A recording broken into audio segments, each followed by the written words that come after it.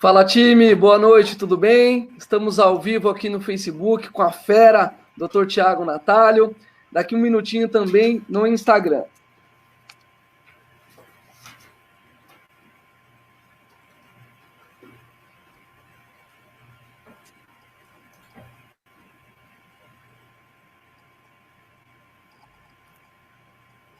Vê se já está ao vivo, doutor, por favor, para você no Instagram. Vamos ver.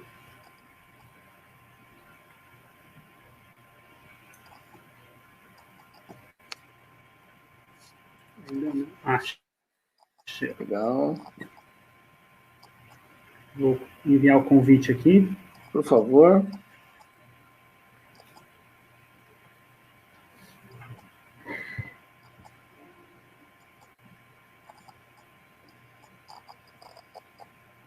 Chegou.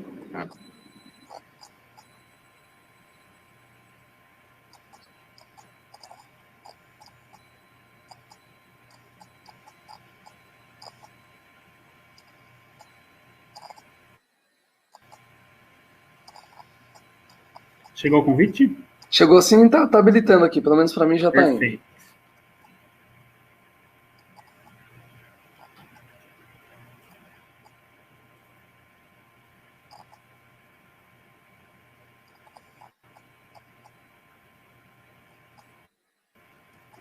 Um pouquinho lento, né?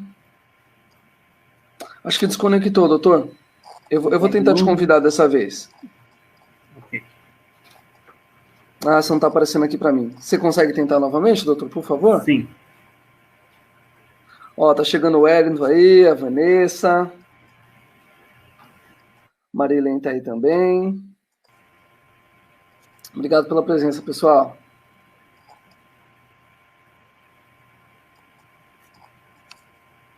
Lá.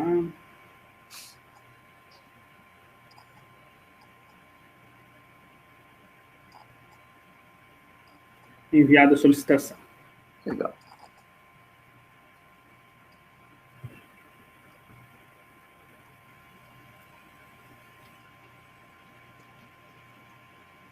Pronto.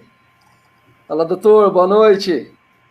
Boa noite, meu amigo Jonatas. Boa noite a toda a sua audiência. Primeiramente, já gostaria de ficar agradecido pelo convite que você me fez, fiquei muito honrado. E tenho certeza que hoje teremos a possibilidade de conversar sobre diversos assuntos, obviamente todos voltados à área do direito condominial, essa área apaixonante. E vamos lá, vamos tratar dos assuntos. Perfeito. Doutor, eu que na verdade te agradeço aí, disponibilizar esse tempo. Não quero nem saber como é que tá a maluquice aí. O seu telefone deve estar tocando, deve estar uma maluquice tremenda. A gente sabe que estamos lá de cá também, sofrendo um pouquinho, mais devagarzinho, nós vamos desenrolando aí, né? Primeiro, então, dar uma boa noite também a todos, agradecer a presença e realmente hoje aproveitar, estamos com a fera do outro lado aí, vamos ouvir um pouquinho da história dele, esse vasto conhecimento aí para nos auxiliar. Então, doutor, já de antemão já passo a palavra, para você contar para o pessoal um pouquinho da sua história, né? Quem é você, como é que você chegou em condomínio, como é que foi essa paixão no direito, por favor. A gente gosta de ouvir um pouquinho a história, né? A gente acaba chegando mais perto, às vezes a gente acaba não conhecendo as pessoas, né? A gente só sabe do trabalho, mas é legal conhecer o ser humano também. Então, queria ouvir um pouquinho da sua história, por favor. Na verdade, eu acho que sempre digo, tudo começou muito cedo. Isso desde criança já, em condomínio, entre aspas, sendo representante ali das crianças, né, como se fosse o síndico mirim, buscando ali argumentar mesmo até em assembleia, dizendo, ó, pessoal, vocês adultos, como podem? Vocês estão discutindo um monte de assunto que a gente não sabe nem o que vocês estão falando, mas, ó, a luz da quadra não está ligada, o parquinho está sem manutenção, os problemas estão todos acontecendo, e como que fica as crianças nesse condomínio? Isso já em reunião, em assembleia de condomínio desde pequeno. Então, a paixão, costumo dizer que ela já nasceu aí praticamente que junto. Posteriormente a isso, o doutor Elias, que é o advogado titular do nosso escritório, que fundou o escritório de advocacia voltado à assessoria condominial, ele sempre nos abriu bastante possibilidade de advogar em qualquer área, e aqui no escritório tem outras áreas também, mas desde pequeno já sempre voltado à área do direito condominial, com trabalhos voltados desde a época da faculdade, tratando sobre assuntos também polêmicos voltados à área de direito condominial. Posteriormente a isso,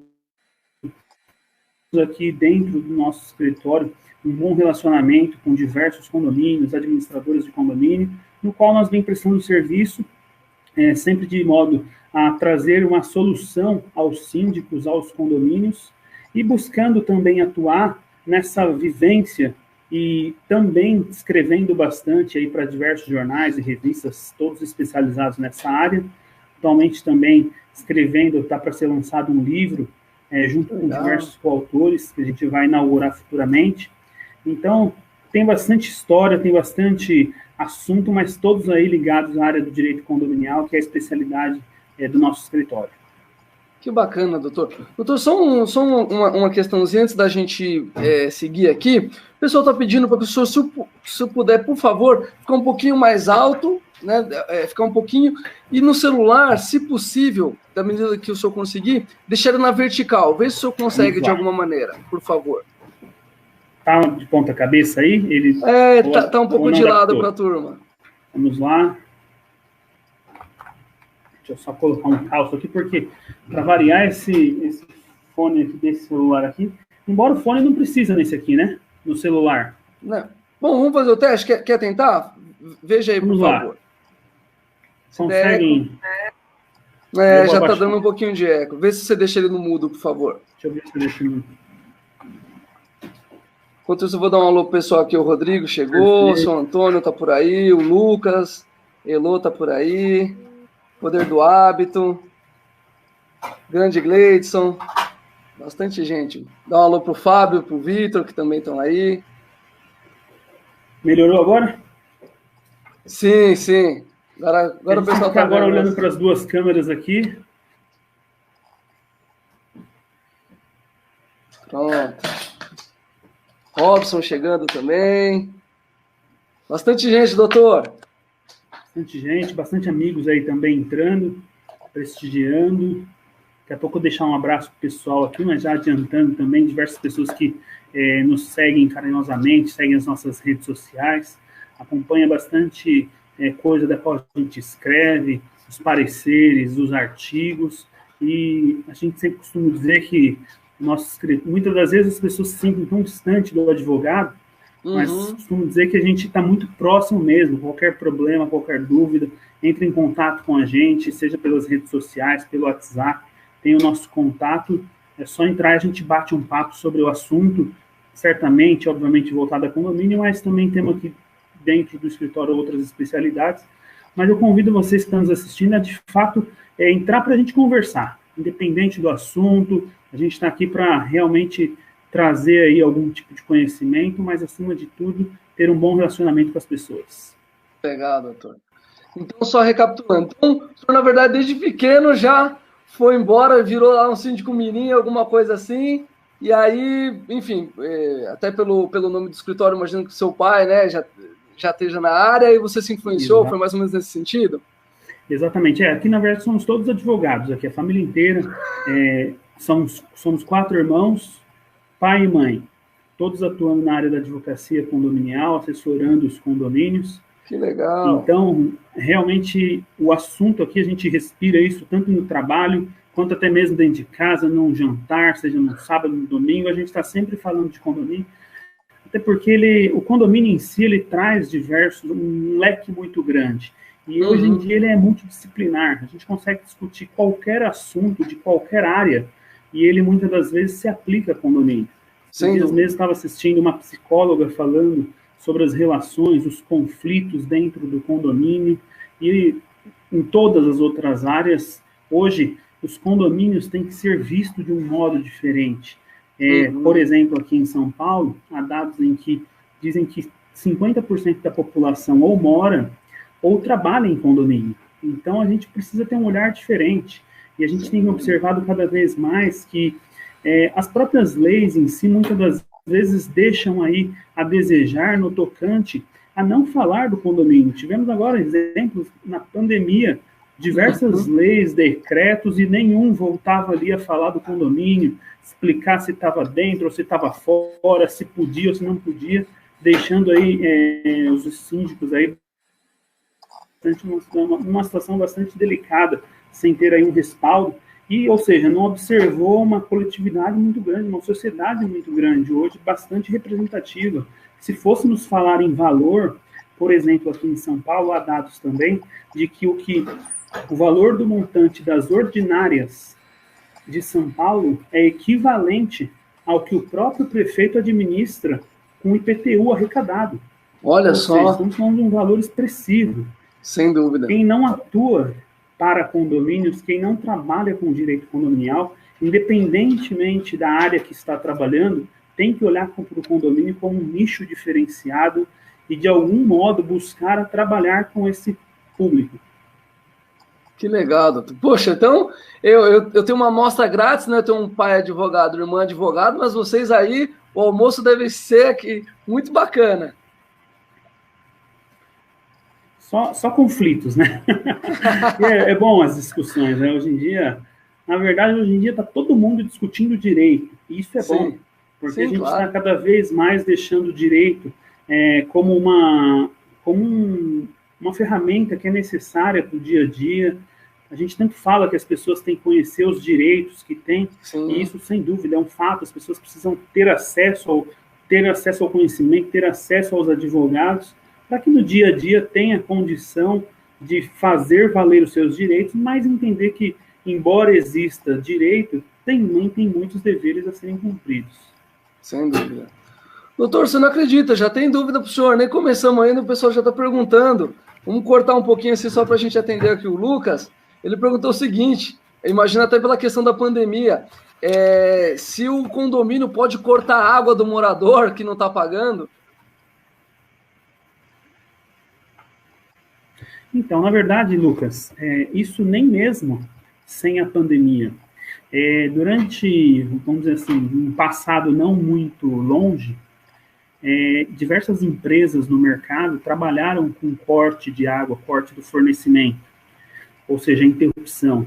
E nós temos percebido cada vez mais que esses tipos de penalidade, eles acabaram ultrapassando aí os limites da lei, chegando ao ponto até de imaginarmos uma linha de defesa, e essa tem sido a linha de defesa com maior segurança de que, ao fazer a interrupção do fornecimento de água, a gente estaria atentando até mesmo à dignidade da pessoa humana, de modo que esse corte ele passa a ser ilegal, é um meio vexatório de cobrança, faz com que a pessoa que tenha sido vítima desse corte entre com uma ação de indenização contra o condomínio. Então, esse corte, pela lei, pela jurisprudência, ele não é legal atualmente. Muito no passado fizeram, mas a recomendação é que não faça, principalmente nesses tempos que estamos passando de pandemia, onde necessitamos do acesso à água exatamente para a limpeza e toda a higienização que é necessária.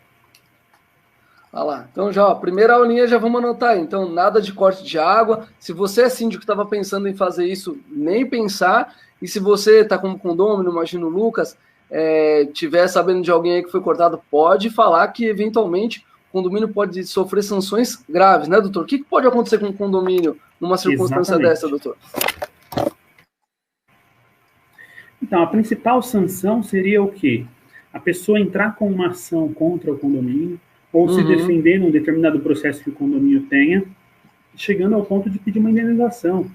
Um dia atrás eu fui consultado por um síndico que ele queria fazer o corte, e nesse condomínio era um costume fazer, e nós, quando entramos, informamos que esse não era o recomendado, mas lá eles tinham como costume, e um dia veio dentro do meu escritório uma senhora, que ela estava gestante, e veio com uma criança, praticamente de colo, recém começou a andar, me explicou, falou a situação, eu não tenho a condição de pagar, mas como que fica? Estão cortando a minha água, eu estou gestante, preciso, obviamente, de me hidratar, tenho criança pequena dentro de casa, como que fica essa situação? Veja pelo outro lado, o condomínio, a dívida de condomínio ela é tão forte que um condômino que não venha pagar, ele chega ao ponto até mesmo de perder o próprio apartamento pelo fato do caráter da dívida ser próprio terreno, por ser uma exceção ao direito que todos alegam que seria eu não posso perder a minha propriedade. Então, realmente é uma situação aí que sai fora, que é um exagero e que isso não pode ser, de forma alguma, acontecer nos condomínios. Perfeito. Doutor, então aqui a gente já até entrou um pouquinho no nosso tema. Explica um pouquinho por que de um tempo para cá o advogado, enfim, a legislação, ela está tão forte no âmbito condominial. É porque, num primeiro momento, era aquele síndico condômino que ia dar uma força, né? Às vezes aquele senhor aposentado, aquela senhora que estava lá há mais tempo, o pessoal que tinha ali uma visão mais... Aí teve uma segunda etapa aí de síndicos que muitas vezes perderam o emprego, começaram a atuar, e aí de uns tempos para cá, de fato, eu vejo que o direito, os advogados têm tomado um protagonismo bastante significativo. Qual que é a importância que o senhor tem visto com relação ao direito para os condomínios? Na verdade, o que a gente... existiram aí já muitas campanhas sempre de que uma pessoa ela tem que ter um advogado. Uhum. Uma pessoa física, ela tem que sempre constar um advogado. Outras campanhas, e aí com bastante intensidade, sempre trabalhou a ideia de que uma empresa tem que ter um advogado. Uhum. Hoje em dia, a gente, quando imagina uma empresa, a gente imagina, não, essa empresa ela tem um setor de contabilidade, tem um contador, tem um advogado. Até porque, para criar uma empresa hoje, o estatuto social, aqui em São Paulo, pelo menos, tem que ser assinado pelo advogado. Uhum. Então, a premissa de que o advogado está presente na empresa é sempre muito grande. Agora, quando nós imaginamos um condomínio, a gente sempre parte do seguinte pressuposto. Muitos gostam de comparar o condomínio a uma empresa. Eu costumo dizer que o condomínio, na verdade, ele é muito mais complexo do que uma empresa. Uma empresa numa sala, num conjunto de 40, 50 metros quadrados, em algum local aqui em São Paulo ou em qualquer outro estado, ele consegue ter um capital girando ali muito grande, mas com meia dúzia de funcionários.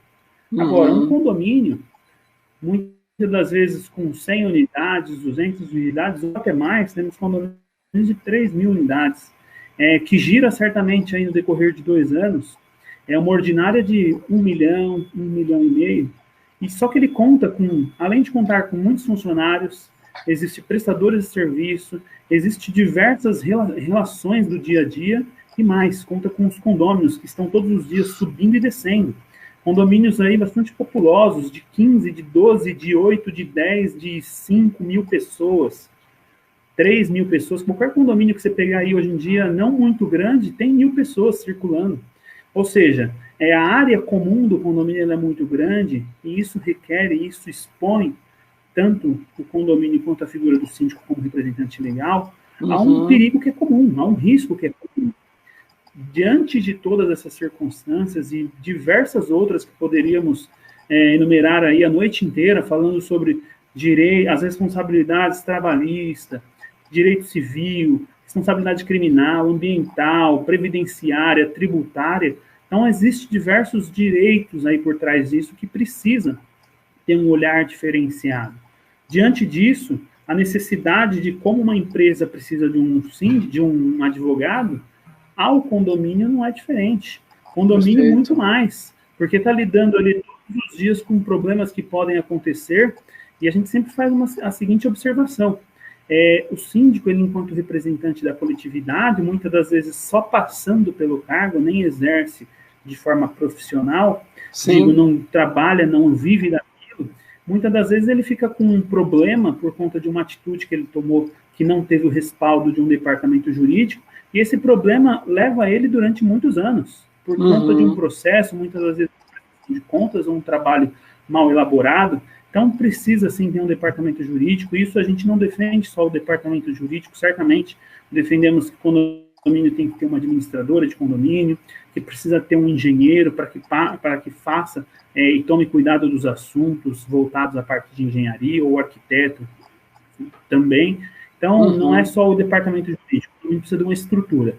E essa estrutura envolve profissionais para que dê total possibilidade de diminuir os riscos. Perfeito. Até agradecer a Vanessa, que ainda comentou lá a parte dos inadimplentes. Legal, doutor. E aí, em especial, nesse período de pandemia, que cada semana, como bem no início o doutor frisou, infelizmente o nosso poder público não está muito alinhado, né, não está muito afinado e acaba, de certa forma, esquecendo essa parte do condomínio que é tão relevante, como também o doutor bem frisou. E aí, claro, especialmente essa semana, onde essas notícias relacionadas à abertura, enfim, como que o senhor tem recomendado a parte da abertura das áreas comuns? Que caminho que o doutor tem adotado quando chega até o doutor esse tipo de questionamento?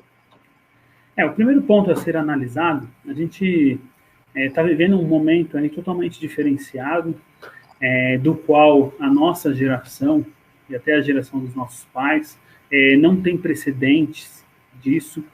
Então, o primeiro ponto a se analisar é o seguinte: muitos discutem se poderia ou não ter feito o fechamento das áreas. Eu não gosto muito de discutir se poderia ou não poderia. Eu gosto de discutir se o síndico poderia sozinho fazer esse fechamento. Uhum. No tocante às leis em si, não existiu em nenhum momento, salvo raras exceções que de fato possa ter em municípios próprios ou até mesmo algum estado, mas não existiu uma lei que viesse impondo ao condomínio o fechamento da área comum. Exatamente por esse motivo, de que não existiu uma lei impondo o fechamento, é que agora, nesse momento e nesse pensamento de abertura, nós não podemos discutir se a gente precisa de uma lei autorizando a abertura. Até porque não houve lei que dissesse que precisaria fechar. O que aconteceu, na verdade, foi o quê? Foi um entendimento diante de um decreto de calamidade pública, diante de quarentenas decretadas nos estados, algumas leis e decretos municipais. Houve-se um entendimento de que o síndico poderia, junto com o conselho, fazer o fechamento. Mas não é que houve uma imposição. Tudo que foi feito até agora foi feito de forma totalmente aleatória. Tudo que foi feito de forma totalmente liberatória, não sendo obrigado a tomar aquela iniciativa ou aquele fechamento. Então, não houve lá nenhum momento que teve lá a imposição do fechamento. Então, agora, nesse momento, não precisamos de uma lei para impor a abertura. Agora, os condomínios tomaram os síndicos, através até mesmo dos seus departamentos jurídicos, tomaram essa medida com base, por exemplo, na autonomia que o síndico tem em relação a ser o representante da coletividade, buscando aí um cuidado à saúde dos demais condôminos, como um representante da coletividade. Então, esse síndico, lá desde o começo, com base e com apoio do conselho, que ajudou a dar legitimidade por conta da impossibilidade da Assembleia, é que houve esses fechamentos. Mas que agora a gente está partindo aí para uma reabertura, uma flexibilização, que agora começou a discussão da forma contrária agora, né? Por que e como que a gente vai fazer essa abertura? Entendi. Então, doutor, na sua visão, como não houve nada que obrigasse o fechamento, em tese não tem nada que ateste que ele possa abrir. Tudo foi meio que conversado, meio que por entendimento, chamado bom senso, que a gente bem sabe que em condomínio essa é uma palavra que devia ter sido abolida, enfim. Então, na verdade, agora cabe ainda mais parcimônia, né? Porque nós estamos numa situação bastante complicada. A gente vê que, na verdade, os números, que a gente também não pode confiar tanto assim, eles dizem que está aumentando, por outro lado, os governantes estão meio que abrindo, e nesse sentido, vou até pegar um gancho nisso e falar um pouquinho dos condomínios comerciais que estão num viés muito similar, porque, imagina, você tem lá o seu escritório, eu acredito até que o doutor, não sei se trabalha em condomínio ou não, mas enfim, às vezes tem um ar-condicionado central, e eu já estou tendo demandas nesse sentido. O conjunto A, ele gostaria que o ar-condicionado central funcionasse, e o síndico, por outro lado, querendo conter os custos ali. Como que o doutor vê essa dicotomia, né? Por um lado, o síndico visando ali, especialmente o condomínio comercial, que diferente do residencial, está com um fluxo bem menor, muito menos pessoas, vários empresários querendo conter gastos, e um ou outro que, por alguma razão, às vezes pela natureza do trabalho, não estou falando nem dos essenciais, né, mas os escritórios começaram a abrir agora, eles querendo demandar ali alguns serviços do condomínio, vamos dizer, uma coleta de lixo, ou esse caso do ar-condicionado, que ele é mais envolvido com dinheiro mesmo. Como que o doutor vê esse tipo de situação?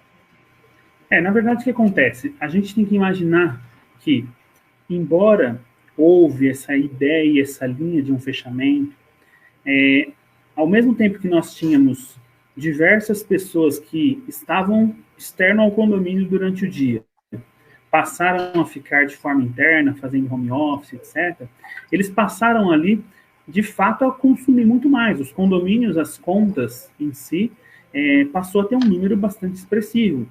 Do outro modo, alguns pontos houve economia, como, por exemplo, uma demanda que tinha com a piscina já passou a não ter. A partir do momento que a gente começa a imaginar uma reabertura, uma flexibilização, que a gente está percebendo que isso vem acontecendo, vem como uma força externa, ela, da mesma forma como refletiu no condomínio no fechamento, ela vai refletir no condomínio na abertura. Uhum. Então, é natural que as pessoas cada vez mais caminhem aí para uma abertura. E essa abertura, o que a gente tem feito é o quê? É só tomar alguns cuidados. Tem condomínios que não houve fechamento de nenhuma área desde o início. Uhum. Eles conseguiram controlar a forma de utilização, conseguiram controlar por horário, locação, família, da mesma forma como a gente fez com o elevador. Uhum. Então, isso dá para acontecer. E nesse momento de abertura, a questão é, essa abertura também vai ser natural. De repente, não tudo de uma vez, mas que comece já a ter uma proatividade, porque os síndicos que optaram por fechamento absoluto, ou seja, desde o início, eles, embora cuidando ali da saúde dos demais condôminos, a gente sabe que por trás disso existe uma grande discussão. Se deveria ter fechado, se não deveria, e isso vai refletir onde? Vai refletir lá na próxima eleição. As pessoas que vão fazer a votação vão imaginar, mas como que foi o síndico no nosso condomínio? Ele fez o fechamento, mas como que foi esse fechamento? Esse fechamento foi autoritário? Ele buscou, de um modo ou outro, tentar conversar com os condôminos, dividir as decisões? Aqui não é questão de ter o mocinho ou não ter o mocinho. A questão é que a forma como foi feito, sendo feito o fechamento ou não, mas buscando dos próprios condôminos uma aceitação, buscando dos próprios condôminos uma concordância para tomar uma decisão, realmente é a situação, e eu acho que é o caminho mais adequado, até mesmo nessa volta. Que vai ter que ter alguma abertura, vai. Agora, se nós podemos, em algum condomínio ou outro, fazer uma abertura que ela vai ser um pouco de forma gradual, pode ser que em alguns condomínios seja necessário. Tem condomínio, por exemplo, aqui em São Paulo, de 3 mil unidades, 15 mil pessoas. É inadmissível a gente imaginar que a gente já pode liberar totalmente, de modo que vai, exemplo, 150 pessoas para uma piscina, vai de fato aglomerar e não tem possibilidade disso acontecer. Então, acho que tem que tomar um certo cuidado, e a graduação e o equilíbrio aí é o essencial. E nesse sentido, doutor, enquanto ainda a pandemia está vigente, tem muita gente, como o doutor citou, em casa. Então, muitas vezes, eu até tive a oportunidade essa semana de comentar sobre isso também, porque ao mesmo tempo que tem alguém lá que, por exemplo, está trabalhando, tem alguém que está no seu período de descanso e às vezes quer ouvir uma música um pouquinho mais alta, claro, nada excepcional, mas acaba atrapalhando o vizinho. Como que lidar com esses conflitos nesse momento, doutor?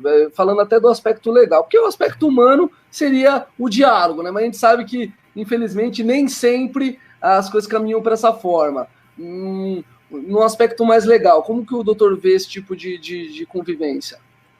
Quando a gente para analisar o Código Civil e até mesmo as convenções, elas sempre se sustentam de que modo? Sempre a mostrar que aquele condômino que de alguma forma vai contra o sossego, a segurança ou a saúde dos demais condôminos, a ele cabe uma advertência e na reincidência uma multa. No momento em que nós estamos, eu acredito que podemos aplicar a norma, sim, mas o recomendável é sair advertindo e multando todas as pessoas? Entendo que não. Eu acho que é um momento de fato, nós sermos mais tolerantes, ouvirmos mais, falarmos menos, aquelas regras básicas. A questão da empatia é muito importante, porque é exatamente a questão de se colocar no lugar do outro. A gente sabe que, ao mesmo tempo que as pessoas estão trabalhando dentro das suas residências, dentro dos seus apartamentos, também tem crianças que, muitas das vezes, o tradicional e o comum para ela era brincar dentro do apartamento, e se nós imaginarmos quem está invadindo a área de quem, são os pais que estão invadindo o dia a dia, o horário ali das 8 às 5, que as crianças brincariam. Então, acho que é um momento de realmente a gente conseguir trazer aos condôminos uma forma diferenciada. A gente ouve muito falar em política, aquelas políticas públicas. Ou seja, a gente tratar, sempre ensinando, sempre, de algum modo, trazendo uma informação que possa, de fato, trazer sempre um modo de a gente conseguir resolver o problema de forma amigável, e não a gente sair judicializando por conta desse momento. A gente vai ter muitas multas que são aplicadas, e lá na frente vai se discutir se nós poderíamos ou não aplicar por conta do momento em que nós estávamos, que as regras não são claras, e que é inevitável que os problemas estão sendo bastante elevados, bastante aflorados. Sem dúvida. E nesse sentido, doutor, caminhando por essa linha, barulho em si, odor, são sempre notificações e multas que são complexas de viabilizar, porque se você não tem um decibelímetro ali, você não vai conseguir mensurar se aquele som que está incomodando o vizinho, isso normalmente já é complicado. Nessas circunstâncias mais ainda, odores, da mesma forma. Como que o doutor trata, nos seus casos, tanto reclamações voltadas para barulho, quanto para odores, enfim, discussões às vezes, né? Como que o doutor vislumbra? Entendi. Porque a gente sempre parte do pressuposto é o seguinte, existe aquele condômino que ele abusa do direito de reclamação, então, para ele nada pode acontecer, se a pessoa fazer qualquer tipo de barulho, para ele é um incômodo assim, de forma diferenciada. Mas o que a gente costuma sempre aconselhar é o seguinte, a gente tem que ter como base, principalmente num condomínio, que a gente está falando aí de diversos condôminos, o número de reclamações que existe. Tá. Então, um exemplo, nós temos 4 apartamentos ali naquela plataforma, naquele andar. Chega ao ponto de somente uma pessoa reclamar da outra, e reclama a vida inteira, por qualquer motivo, por qualquer barulho. A gente está lidando ali com uma reclamação que ela não passou a ser um problema do condomínio. Ali a gente está entre um conflito de condôminos que muitas das vezes fica difícil provar, fica difícil a gente conseguir no dia de amanhã levar isso a cabo, levar isso a juízo, chegando ao ponto de conseguir uma eficácia num processo como esse. Então, o que a gente recomenda é o seguinte, tendo mais que uma reclamação, aí sim eu acho que é momento do condomínio interferir, entrando com uma advertência, na reincidência uma multa, mas essa questão é sempre muito difícil de tratar, porque um barulho, ele não necessariamente você consegue provar de onde vem. Então, para isso, a gente precisaria o quê? De provas. E um dos meios de provas que a gente pode imaginar, não necessariamente a gente vai imaginar a pessoa com decibelímetro, um perito lá, mas pode ser uma prova testemunhal. Duas pessoas que estão reclamando do mesmo condômino, que saíram ali no seu hall, saíram ali no corredor e perceberam que o barulho vem daquela unidade.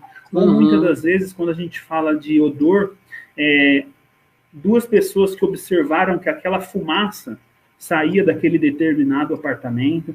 Então, um dos meios de prova, que é também a testemunha, seria um caminho aí para a gente observar e a gente conseguir testemunhar. Conseguir uma prova, na verdade, né? Sim, que legal. O Mauro está dizendo que ele pede para o Honda dele verificar. Ele diz que em alguns casos a confusão é pessoal, então às vezes por alguma razão eu desgosto daquele meu vizinho, enfim. Vanessa está dizendo que são conflitos difíceis. O Fábio está perguntando o seguinte, doutor, que em condomínios, agora estúdio, que está bem em alta, né? Alguns proprietários acabam utilizando o espaço comum, né? Ali, o salão gourmet, para receber os seus visitantes, né? A opinião do doutor com relação a isso, especialmente nesse período de pandemia. Qual que é a sua ideia com relação a isso, doutor?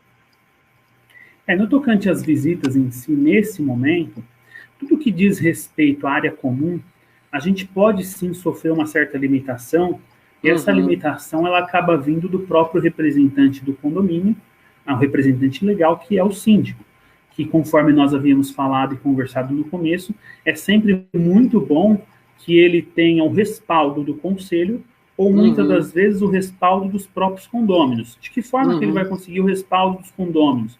Tenho visto diversos condomínios fazerem consultas, como se fosse no sistema de quiz, alguma coisa, algum tipo de consulta que enquete, você vê. Hoje né? em dia, enquete, me fugia a palavra. As administradoras, hoje em dia, a gente sabe que eles têm ferramentas, assim, para, vamos dizer assim, para todo tipo de solução. Enviar um e-mail para todos os condôminos que já recebem os seus boletos, até mesmo pelo próprio e-mail, e buscar uma consulta desses condôminos, isso não é demais.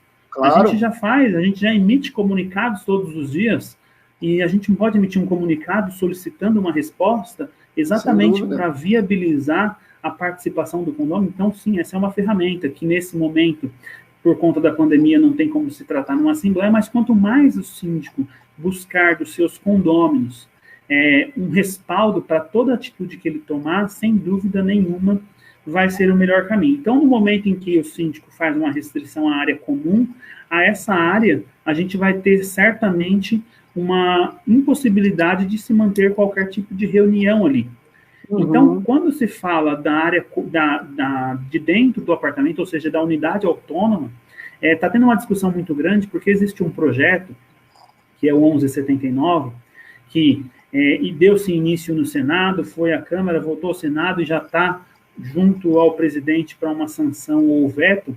Ele fala que o síndico poderá restringir as reuniões, e ele adentra ali até mesmo, supostamente, dentro das áreas autônomas, ou seja, dentro dos próprios apartamentos. E houve uma discussão muito grande, através de alguns deputados que até se manifestaram, dizendo, mas que tamanho de poder é esse que você dá ao síndico, chegando ao ponto de ele falar quem pode ou quem não pode, ou limitar um determinado número de pessoas. Isso é muito relativo, isso é muito aberto, isso é uma cláusula muito que certamente vai trazer, sim, problema quando nós imaginarmos síndicos que não se usarão aí de uma assessoria para poder aplicar uma determinada norma.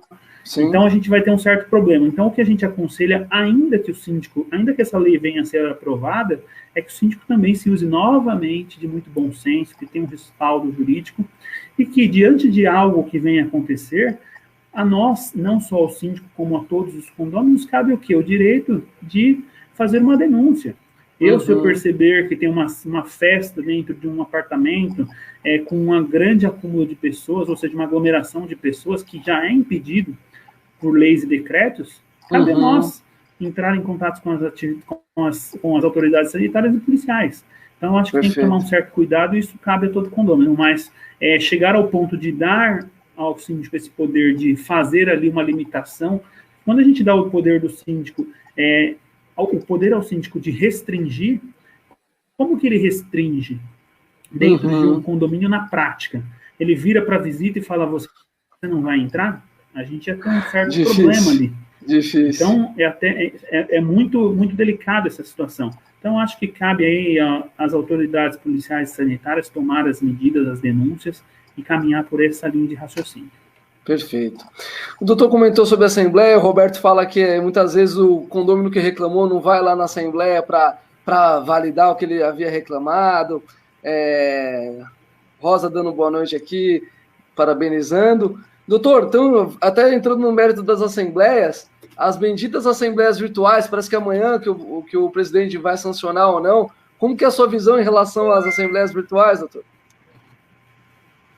Então, o projeto, vamos dizer assim, essa é uma discussão bastante grande. Até escrevi esses dias atrás um parecer jurídico acerca desse assunto, está aí nos principais sites voltados à área de condomínio, estando aí Síndico.net, Direcional Condomínios, Papo Condominial, circulou bastante. Que legal. Condomínio em Ordem. Então, o que a gente tem observado aqui, através desse parecer? O nosso direito, para resumir bastante, o nosso direito, ele é um direito que o nosso ordenamento é um ordenamento aberto. O que significa dizer que o nosso ordenamento é aberto? Esse ordenamento jurídico, ele é o conjunto das leis. Esse conjunto de lei, ele vai reger a nossa vida em sociedade. Uhum. E quando se trata do direito privado, ou seja, do nosso dia a dia das relações civis, a regra é a seguinte, que quando a lei não proibir, em regra, tudo é liberado. Uhum. Ou seja, se tudo pode, salvo o que a lei proíbe, eu teria que encontrar na legislação algum artigo que falasse que a assembleia de condomínio virtual é proibida. Uhum. E isso a gente não encontra. Não existe um dispositivo legal que proíbe.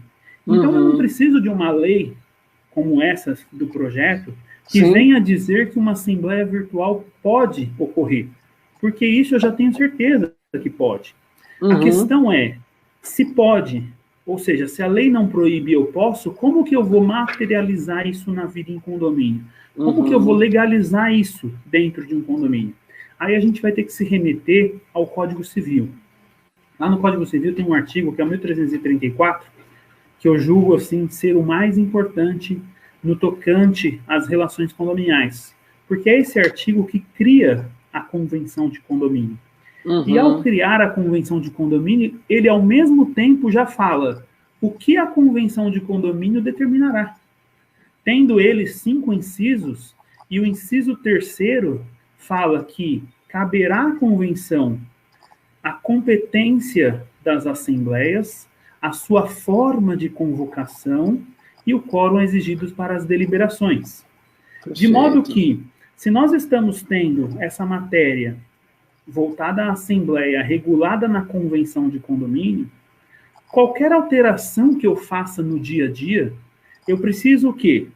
Levar para a assembleia. E mais que isso, como se trata de algo que tratou na convenção, eu preciso alterar a convenção do condomínio. Então, eu defendo que podemos fazer uma assembleia virtual. Vamos tirar esse momento de pandemia. Ok. Saindo desse momento de pandemia, eu posso ter uma assembleia virtual? Sim, desde que eu tenha aprovado esse procedimento e totalmente legalizado dentro da convenção do condomínio. Eu não tenho isso previsto na convenção do condomínio. Então, você precisa alterar a sua convenção para fazer constar, porque é lá na convenção que tem que falar sobre as competências das assembleias, a sua forma de convocação, os quórums exigidos. Agora, vamos para o momento de pandemia. Eu não tenho uma convenção que fala sobre assembleia virtual, a possibilidade de assembleia virtual. Mas eu também não tenho a condição de chamar uma assembleia agora. Então, diante disso, diante do momento em que estamos passando, não há outra solução que não seja uma assembleia virtual, mas uma assembleia virtual que seja feita também com bastante cuidado. Ou seja, nós temos que imaginar que diversas regras da convenção do condomínio, elas se adaptam às assembleias virtuais. Por exemplo, vamos imaginar um chamamento de uma assembleia que tenha lá um prazo na convenção do condomínio de 10 dias. Eu não tenho dificuldade para entender e para aplicar essa mesma norma dentro de uma assembleia virtual. Mas eu tenho que imaginar que todas as normas eu vou ter que aplicar para uma assembleia virtual e aquelas em que houver alguma diferença, alguma disparidade, eu preciso, sempre agindo de modo diligente, abrir uma condição de forma abrangente, buscar ter também nessa minha coletividade a assembleia virtual. Então, eu vou ter que criar algumas normas através do edital para possibilitar essa assembleia. Então, a nossa recomendação tem sido que, diante de uma assembleia que seja necessariamente urgente, faz uma assembleia virtual. Vai dar certo. Os juízes em si, os julgados, eles não têm ido contra fazer. Embora já temos visto diversas assembleias que foram feitas de forma errada, não observando cuidados necessários, e já estão sendo anuladas. Como também são anuladas as assembleias presenciais. Claro. Então, a questão é como a gente vai fazer. Mas o que eu entendo é que, em tempos normais, sem dúvida nenhuma, a gente precisa alterar a convenção de condomínio. Esse meu artigo, ele foi para o site, ele foi para o Síndico.net e essas outras plataformas, salvo engano, no comecinho de maio. Ok. Posteriormente a isso, a ABIC se manifestou através de todo o seu colegiado de juristas e etc., eles se manifestaram através do departamento jurídico, dizendo que eles confirmam o entendimento de que tem que passar pela convenção do condomínio, tem que alterar a convenção do condomínio. Nesse momento, é óbvio que não tem como, mas nos procedimento comum, isso é matéria de convenção e dependeria, sim, de uma aprovação. A gente sempre esbarra, mas como que eu vou aprovar uma alteração da convenção de condomínio? Aí eu pergunto, mas calma aí, se a gente não aprovar, se eu tenho dificuldade de aprovar, então eu faço sem aprovação? Ou seja, eu tenho que ter um quórum específico para alguma coisa, e porque eu não tenho, então eu não uso? Porque eu tenho dificuldade de ter o quórum, então eu simplesmente não vou se usar do quórum? Não, a gente tem que ultrapassar o quórum. A gente vai ter que, sim, reunir as pessoas, buscar procurações, achar caminhos para conseguir esse quórum. Porque o objetivo do Código Civil foi exatamente restringir algumas matérias a um quórum mais elevado para dar o quê? Aquilo que a gente busca no final, que é segurança jurídica. Perfeito. Doutor, nesse sentido, o pessoal está perguntando o seguinte, a Vanessa, se ela conseguiria fazer uma assembleia para destituir um síndico, né, nessa circunstância. Então, pelo que o doutor explicou, a resposta é sim, porém tem esse aparato. Mas qual que é a visão do doutor com relação a isso? Porque aí precisaria daquele 1/4, né, para convocar, aquele rito, e enfim, ficar frágil no fundo, né, também. Como que é a sua visão com relação a uma destituição? Quando eu dizia que as assembleias que necessariamente são, vamos dizer assim, urgentes, que uma matéria é muito importante ser tratada, os condôminos, ou até mesmo o síndico, tem que se colocar à disposição de fazer, até pelo visto de a matéria ser urgente. E entre essas assembleias que eu julgo ser urgente, eu colocaria aí a própria assembleia de eleição, de destituição de síndico. Não colocaria qualquer destituição, porque nós sabemos que para destituição de síndico, o artigo 1349 elenca lá 3 motivos, que é a falta de prestação de contas, praticar irregularidades ou não administrar de forma conveniente. Dependendo do problema que está acontecendo, eu acho que é caso de chamar uma assembleia. Então, se nós tivermos ali indícios de um desvio de valores, a gente não pode esperar outubro, quando tudo terminar conforme o projeto, para a gente chamar uma assembleia. Eu acho que a gente tem que, os condôminos fazer todo o procedimento formal que é necessário, chamar uma assembleia, se utilizar de uma plataforma, buscando o máximo de segurança e fazer a destituição. Agora, tem casos em que eu não faria a opção de uma destituição de síndico, mesmo tendo motivos. Um exemplo, o síndico não está administrando de forma conveniente. Esse administrar de forma conveniente é muito aberto. Então, um exemplo, o síndico que ele demora muito para atender os condôminos. Você manda um e-mail para ele, algo que seria admissível a ele responder dentro, vamos colocar bastante tempo, Numa semana, ele demora 40 dias para te responder. Então, diante disso, embora seja um motivo para uma destituição de síndico, porque ele não está administrando de forma conveniente, eu não julgo que compense, nesse momento totalmente, vamos dizer assim, delicado que a gente está, buscar uma assembleia de destituição. Então, acho que deveria ser algo totalmente, vamos dizer assim, realmente muito importante, algo que seja diferenciado, muito urgente para a gente se colocar diante de uma assembleia como essa. Lembrando que essas assembleias, elas precisarão no dia de amanhã, por não estar prevista na convenção, de uma ratificação. Ou seja, se você vai ter que ratificar no dia de amanhã, se você pode evitar fazer uma assembleia hoje, é melhor. E bem mais, a questão da insegurança jurídica, por não ser algo que está totalmente descrito, que está totalmente regulamentado na convenção de condomínio, a gente pode colocar o condomínio numa situação de muito risco. Então, se não for muito emergente, se não for muito urgente, não compensa fazer. Então, compensa aguardar. O questionamento aqui está sendo mais ou menos na seguinte questão, doutor.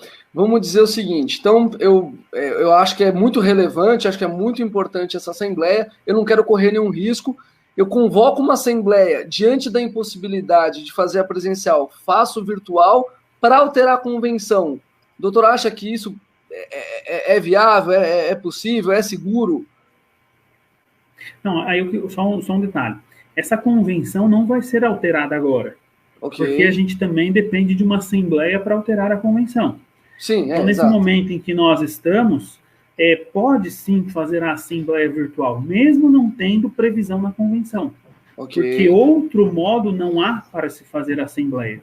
Então, é a forma que restou. E diante de uma emergência, a gente precisa chamar uma assembleia. A gente vai tomar todos os cuidados que são necessários. A título de exemplo, alguns cuidados que são necessários. Imagina que a gente tem uma assembleia que precise que tenha lá 8 dias para chamar uma assembleia, 8 dias de antecedência. Perfeito. Só que para a gente chamar uma assembleia que vai ser virtual, que a gente vai ter que dar um amplo conhecimento,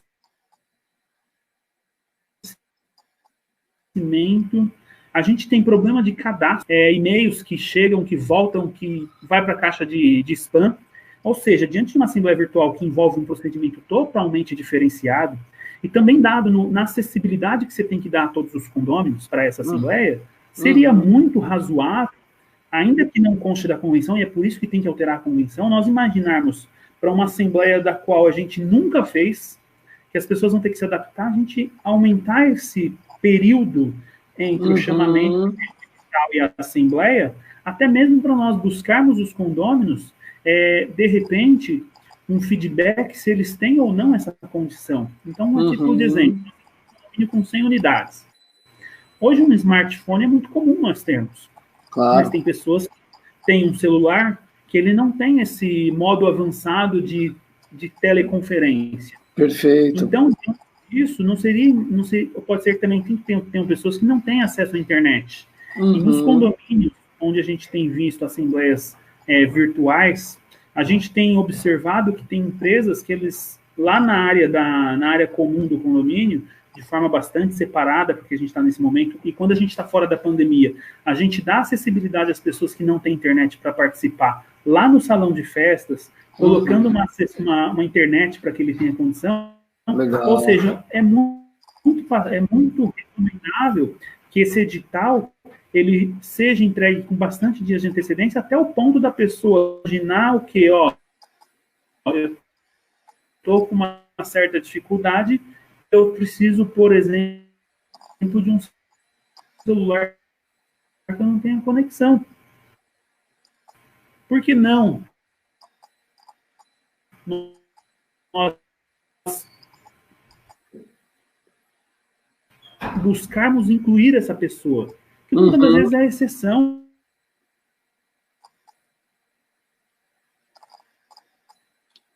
Ação de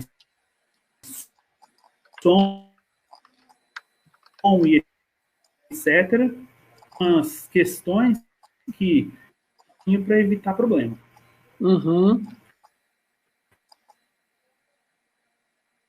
Tá, meu? No Facebook tá cortando um pouquinho, doutor, mas aqui no Instagram tô conseguindo te ouvir bem. Tá, daqui a pouquinho voltam lá no Facebook, né? Sim.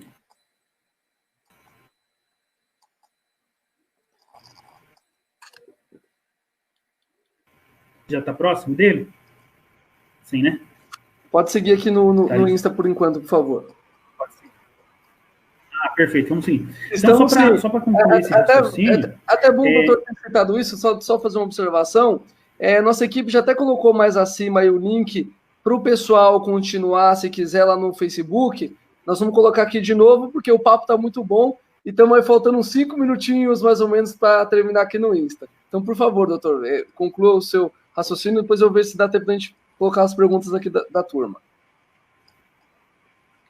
Perfeito, mas terminando aqui o Insta, a gente volta a conectar ou a gente termina? Podemos voltar. Se o doutor tiver a agenda aí, vamos passar. Perfeito. Então, só para terminar aqui essa conclusão, eu acho que alguns conceitos já previstos na Convenção do Condomínio se adaptam de forma muito fácil a uma assembleia virtual. Outros a gente teria uma certa adaptação que seria necessária. Então, essa adaptação ela teria que ser feita via alteração da convenção de condomínio. Então, é um cuidado que tem que ser tomado. Nesse momento não será aplicado, a gente não vai fazer alteração da convenção, porque a gente nem tem essa possibilidade, mas é muito importante que a gente tenha essa consciência desses riscos que existem, para que no dia de amanhã a gente não seja, entre aspas, pego de surpresa. Porque no final de tudo, nós, enquanto advogados da área condominial, o que nós buscamos não é interromper uma forma de uma assembleia que seja virtual, não, muito pelo contrário. Fiz diversas assembleias, audiências esses dias aqui, tudo de forma virtual. Muitas das vezes tem condomínio aqui, por exemplo, que são 30, 40 quilômetros de distância para a gente chegar lá no fórum, que é aqui na Grande São Paulo. Eu resolvi o problema de dentro do meu escritório. Então, as assembleias virtuais, elas são importantes, elas são necessárias. É uma bandeira que a gente precisa levantar, porque, de fato mesmo, nós estamos vamos dizer assim, devendo para a comunidade condominial. A gente precisa avançar. Mas eu acho que tem que, sim, tomar muito cuidado. Não adianta a gente avançar o ponto e de forma irresponsável. Até porque nós, enquanto advogado da área condominial, o que a gente busca dar para os nossos clientes, aos condomínios, às administradoras que a gente acaba orientando, é segurança jurídica. Então, seria, vamos dizer assim, muito ruim a gente sair tudo perdendo o caráter da segurança jurídica e arriscando de qualquer forma. Não que não exista softwares e programas e empresas e profissionais muito bons para fazer esse tipo de trabalho. Tem diversos no mercado. Mas eu acho que a gente tem que tomar um certo cuidado. Perfeito. Então, super esclarecedor, doutor. Vamos ver se a gente consegue ajudar aqui. O Newton está perguntando o seguinte: se a assembleia virtual não é proibida e a presencial não é obrigatória, se a administradora e o síndico fizerem uma virtual, mas se for transmitida dentro do condomínio, isso refresca alguma coisa na sua visão? Aí que tá. Ele diz: a assembleia virtual ela não é proibida e a assembleia presencial não é obrigatória. Em tese, a assembleia presencial, ela é sim, em tese, obrigatória. Existem temas a serem tratados que a gente depende de fazer uma assembleia. Quais são os temas obrigatórios? Eleição de síndico, no caso, a cada 2 anos ou 1 ano, conforme a convenção, prestação de contas, previsão orçamentária e alguma alteração do regulamento interno que for necessário. Ou seja, a assembleia em si é obrigatório ocorrer. A questão é, como que nós iremos fazer? A assembleia presencial, que é a tradicional, e eu acho que é algo que tem que ser valorizado. Vejo muitas empresas imaginando uma assembleia somente virtual. Ou seja, se nós estamos buscando dar acessibilidade, ou seja, trazer as pessoas que estão longe, nós temos dentro do condomínio pessoas que não têm o acesso, não têm a facilidade. A gente vai excluir essas pessoas de dentro do condomínio, tornando algo totalmente virtual. Eu acho que não é o caminho, que a gente precisa manter o tradicional e, ao mesmo tempo, imaginar o virtual, abrangendo aí os dois públicos. Daí, eu defender que a assembleia ela teria que ser um espelho do que acontece na presencial, acontecer no meio virtual. Até porque muitos não estão considerando um direito que ele é muito importante, que quando a gente fala de um direito do condômino votar nas deliberações das assembleias, a gente não fala só pura e simplesmente votar. Porque se fosse pura e simplesmente votar, não precisaria fazer o ato da assembleia. Coloca uma urna lá no meio, coloca uma pergunta em cima da urna, e é sim ou não, e cada um passa lá. Não, a gente tem um direito aí também, que é o direito é o direito assemblear, é o direito de participação, de deixar a sua opinião. É uma empresa que tem ali, supostamente, tentando trabalhar um paralelo, do qual você, entre aspas, seria um acionista, que você tem o seu direito de dar a sua opinião e até mesmo, diante da sua opinião, de convencer os outros. É por esse motivo que dentro de uma assembleia de condomínio, é muito salutar quando a gente percebe que um determinado condômino ergue a sua mão e exerce o seu direito de fala, de modo a uma linha que vinha sendo feita, ele fazer uma crítica pontual e modificar ou trazer uma ideia que remete a todos um pensamento diferenciado. Então, não é simplesmente ir lá e votar, ou deixar uma mensagem no WhatsApp e falar, pessoal, vota aí que a gente já vai fazer a assembleia aqui agora. Não, não é esse o procedimento.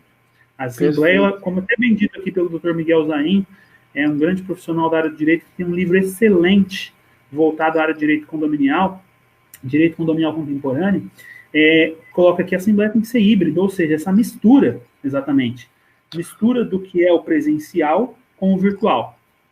Doutor, só fazer uma observação para avisar. Então, o doutor está com a agenda. Pessoal, se cair, faltando aí 10 segundos, nós vamos retomar aqui no Instagram e no Face ainda está. Então, a nossa equipe já colocou aí o link, mas o doutor está com a agenda, ainda bem que nós estamos aproveitando bastante. A gente volta aqui para concluir esse assunto, tá bom? Então, está acabando um segundinho, a gente retoma. Perfeito, meu amigo. Só um momento. Ó, já caiu aqui para quem está no Facebook nos acompanhando. A gente vai retomar aqui o Instagram. Caiu no Instagram, não, isso mesmo. Caiu no Instagram, mas a gente já vai retomar aqui. Está sendo muito elogiado lá. Bastante pessoas participando. Tá muito legal. Vi alguns comentários, não consegui ver todos os comentários. Vamos ver se a gente consegue falar com a turma agora. Isso. Espera que dá uma travada. Enquanto isso, até para o pessoal do Facebook, as pessoas que estiverem nos acompanhando, querendo seguir a gente no Facebook, tá como Tiago Natália de Souza. A gente aborda diversos assuntos, certamente voltados à área de direito condominial, com bastante informação. Então, fica o convite a todas as pessoas, tanto no Natália de Souza, advogados, quanto Tiago Natália de Souza. Quem quiser me convidar, vai ser um prazer, me chama. Pode me mandar mensagem no privado, que a gente vai conversando. Vamos lá, estou fazendo o convite aqui no Insta.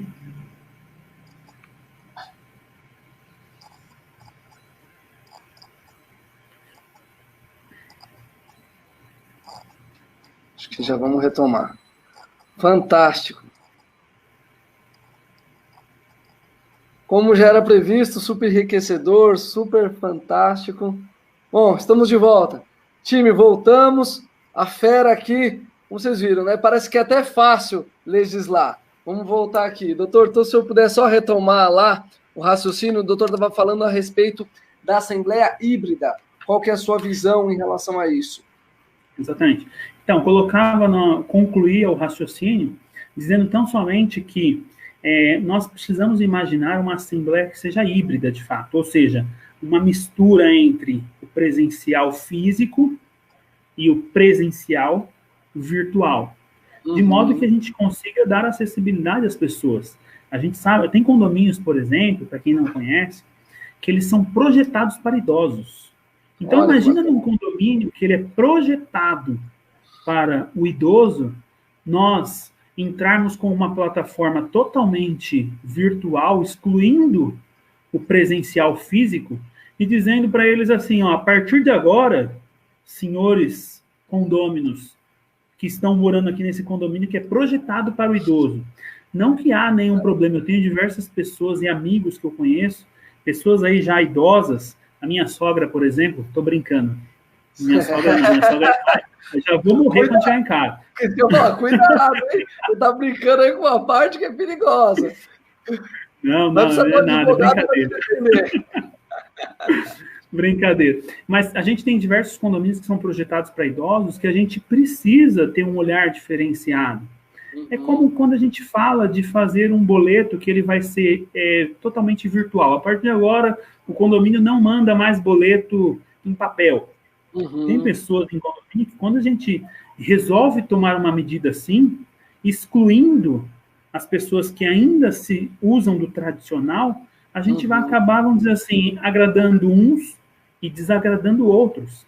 Perfeito. Então, eu acho que nenhuma medida tem que tomar um lado totalmente A ou totalmente B. A gente precisa ali de unir o tradicional com aquilo que seja aí totalmente mais dinâmico, mais para frente, e juntar os dois. Tem administradoras, por exemplo, que eles defendem uma ideia de uma gestão totalmente, vamos dizer assim, eletrônica, virtual, sem papel.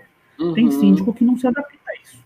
Tem síndico que se encontrar uma administradora assim, ou que se a administradora disser a ele que o procedimento a partir de agora é somente virtual, certamente ele vai sair daquela administradora de condomínio e não vai conseguir. Então, eu acho que achar um meio termo nisso daí realmente é muito importante para a gente conseguir valorizar o tradicional também. Nesse sentido, doutor, fica bastante claro que cada vez mais a palavra equilíbrio, ela tem que dosar aí tanto o síndico, o gestor, o administrador, o próprio advogado quando vem, porque o doutor deve conhecer alguns amigos da classe que também andam com os argumentos embaixo do braço, e aí fica difícil de você tomar alguma decisão. Então, para a gente chegar... tem até uma pergunta aqui, mas antes até da gente voltar, só para a gente alinhar essa questão da Assembleia Virtual, que a partir de amanhã aí, cada vez mais, porque existem muitos mandatos que foram prorrogados, né? Então tivemos essa colher de chá, vamos dizer assim. Os próprios bancos também ajudaram prorrogando.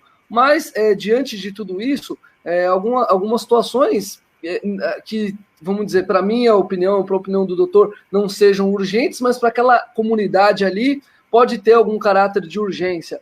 Então, de alguma maneira, qual é a dica que o doutor dá para quem realmente precisar fazer? Não, olha, doutor Tiago, para nós é muito importante que essa piscina, assim que acabar, a gente possa usar, preciso reformar isso, custa X, como é que eu vou fazer? Que dica que o doutor dá quando, na visão daquela comunidade, vai ser urgente?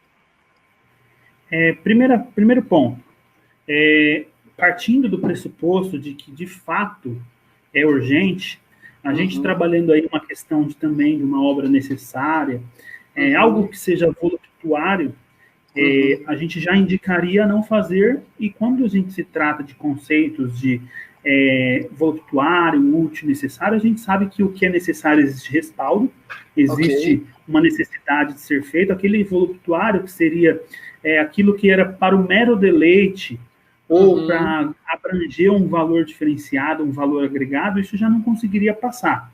Mas, tratando aí do que é urgente, eu acho que a pessoa que precisa fazer, o síndico que precisa fazer, ele, em primeiro lugar, precisa ir atrás de uma empresa que tenha um software para fazer uma assembleia voltada à área de condomínio. Assembleia por meio de WhatsApp, ou ferramentas que não são especializadas, não tem, é muito difícil você conseguir resolver uma situação. Então, buscaria uma empresa que seja de fato especializada no mercado. Isso envolve uma empresa especializada porque o software ele tem que ser preparado para aquilo. Não é um software que teria que ser preparado, por exemplo, para colher uma procuração através do próprio software, buscar uma identificação. Teria que ser preparado para imaginar ali um sistema de segurança de quem passou por aquilo, por aquele software, por aquela reunião, quem não passou, quem conseguiu de fato ter a votação, se houve algum problema nesse ambiente virtual, por que aconteceu esse problema, o que decorreu, foi um problema da plataforma, foi um problema da internet. Algumas informações são importantes, até para que no dia de amanhã, quando contestado isso na justiça, a gente tenha a possibilidade do quê? De defender. Então, existem plataformas no mercado. Não vou citar o nome de nenhuma aqui, por conta de que a gente conhece diversas, então um ou outro, mas existem diversas plataformas, diversas empresas que estão se especializando nisso. Aos que têm necessidade, sim, é necessário fazer. Agora, o edital de convocação dessa assembleia, principalmente nos condomínios em que a assembleia virtual não é um costume, ele tem que ser muito bem elaborado. O edital de convocação hoje em dia, por exemplo, vem com link, que é simples, legal, é elementar para que isso possa acontecer, modo de como a pessoa consegue obter uma senha, um login e senha, todo o procedimento do chamamento, aquelas regras tradicionais de tempo e etc., dando possibilidade, muitas vezes até, da antecedência do edital, viabilizar que a pessoa tenha tempo de receber e, no caso de uma procuração, enviar uma procuração ao condomínio, que olha como que é complicado. Se nós irmos a uma assembleia de condomínio presencial, nos dias comuns, esquecendo a pandemia, e eu aparecer com uma cópia da procuração assinada ou com forma reconhecida, certamente eu não vou conseguir votar. Porque quem está lá do outro lado vai falar assim, desculpa, isso é uma cópia, a gente precisa de um documento original, vai colocar 1001 motivos. Agora, quando a gente estiver na plataforma, o que chegar ali para a gente é cópia. Não tem o documento original chegando via plataforma. Perfeito. Existem algumas empresas que conseguem fazer um documento virtual, mas não é de acesso a todas as pessoas, não são todas as pessoas que conhecem, e também dependeria de quem está fazendo essa fiscalização, entender, conhecer esse software para saber se um documento virtual que seria tido como original. Então, tem muitos detalhes que tem que estar previsto onde? No próprio edital. Por quê? No edital? Porque não tem previsão na convenção. Se não existe uma regra estabelecida na convenção, a gente vai precisar estabelecer algumas regras mínimas no próprio edital. Perfeito. Então, a importância do edital bem escrito, ela é elementar para que possa ter uma assembleia com menos número de problemas e incidências aí que possam acarretar uma anulação da assembleia. Que legal. Doutor, no meio da sua explanação, você até acabou entrando aqui na dúvida do Mauro, mas só para ratificar aqui, ele fala o seguinte: se porventura acabar a internet lá no meio, se porventura a energia faltar ou algo que o valha, essa assembleia ela vem a ser cancelada, ou se acabou só na casa do condômino, enfim, aí também não tem jeito, que aquele condômino também podia sair da assembleia presencial. Como que essas nuances elas acabam entrando na sua visão? Daí a importância de a gente ter o meio regulatório, ou seja, ter a previsão na convenção. Tá. Por quê? Vamos imaginar o seguinte: estamos lá diante de uma destituição de síndico. Okay. Uma assembleia de destituição de síndico, embora não está lá no código, entre aqueles artigos que falam da destituição, o direito à ampla defesa e contraditório, que muitos não obedecem isso, não dando o direito do síndico se expressar e se defender, ele é um direito constitucional, que está previsto na Constituição. Então, diante de uma assembleia de destituição de síndico, vamos imaginar que a gente tem um moderador aqui. E a pessoa, na hora que, entre aspas, tem uma pessoa que vai fazer todas supostamente as acusações, vai levantar todos os problemas que foram levantados, todos os problemas que foram apurados pelos condôminos, e chegou o momento de defesa. Nesse momento, o síndico que está sendo destituído, buscando vamos dizer assim, uma linha de raciocínio para uma defesa, ele começa a iniciar uma fala e, de repente, ele mesmo desliga a internet dele, buscando ali dizer o seguinte: não me foi dado a possibilidade de uma defesa. Entendi. Diante disso, essa assembleia que foi efetiva, que terminou com a votação, não ouviu o meu direito de defesa. Como que a gente vai resolver essa situação? Então, tem alguns pontos que a gente tem que tratar, sim, em convenção de condomínio, de modo a colocar o quê? Exemplo, de quem é a responsabilidade diante de uma falta, de um problema de transmissão de internet, diante de um problema de sinal. Temos problemas de sinais de internet que pode acontecer individualizado, que pode acontecer sendo um fato público notório. Diante de um como esse, nós admitiríamos, falar, ó, determinada região de São Paulo, ou determinada região do Brasil, do Sudeste, ficou sem uma internet, ou sem energia elétrica. Olha que legal. Diante de um problema. Então, a gente tem que ter respaldos na convenção do condomínio, tentar fazer com que haja uma regulamentação na convenção, de modo a gente suprir esses problemas. Do mesmo modo, pode acontecer também que o moderador, que é os condôminos, vamos imaginar, nós advogados, a gente sempre imagina as coisas dando errado, ou as pessoas se usando de artifícios para fazer algo dar errado. Então, vamos imaginar que o moderador está aqui controlando a assembleia. E esse moderador está do lado dos condôminos, porque os condôminos foi quem chamou a assembleia, foi quem contratou a empresa. Aí a pessoa vai lá e, de má fé, derruba o síndico, que está sendo deposto do cargo. Ou seja, ele não conseguiu exercer o direito de defesa. E aí as pessoas vão alegar o quê? Falar, não, ó, ele houve ali um problema de internet, então por conta disso, a gente vai continuar com a votação e vai destituir. Então, da mesma forma como temos problemas que acontecem na assembleia presencial física, a gente tem diversos outros que vão acontecer na assembleia presencial virtual. Ocorre que na física tradicional presencial que a gente já tem os mecanismos de resolução de problema. Perfeito. Só que no meio virtual a gente não tem essa regulamentação. Daí a importância dessa regulamentação. E por que é importante regulamentar na convenção? Porque se fosse numa assembleia comum, que não tivesse quórum nenhum para alteração, a gente hoje, não deu certo alguma coisa, muda na próxima assembleia. Ou seja, a insegurança política seria muito grande. Então, a gente poderia ter algumas regras importantes na convenção e dizer que outras, dado também a evolução da tecnologia, poderão ser alteradas por meio de regulamento interno.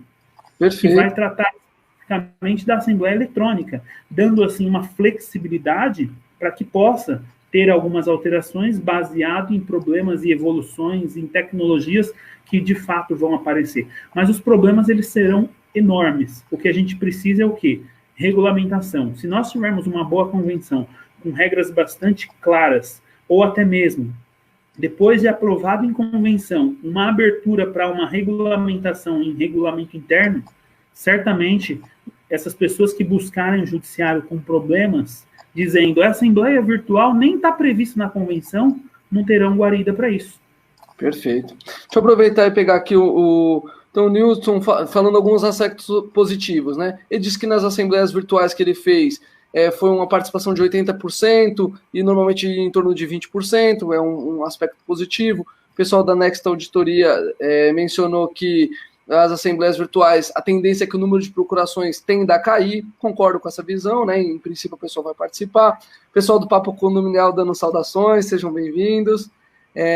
Então, eu concordo com essa visão do doutor, e aí, aproveitando que nós iniciamos aqui novamente, a gente vai ter tempo de explicar uma coisa. Estamos falando de mudar a convenção, mas a gente sabe que não é um trâmite tão tranquilo. Consegue explicar, doutor, como que é esse procedimento, aproveitando que nós reiniciamos, porque é uma explanação um pouquinho longa essa, por favor.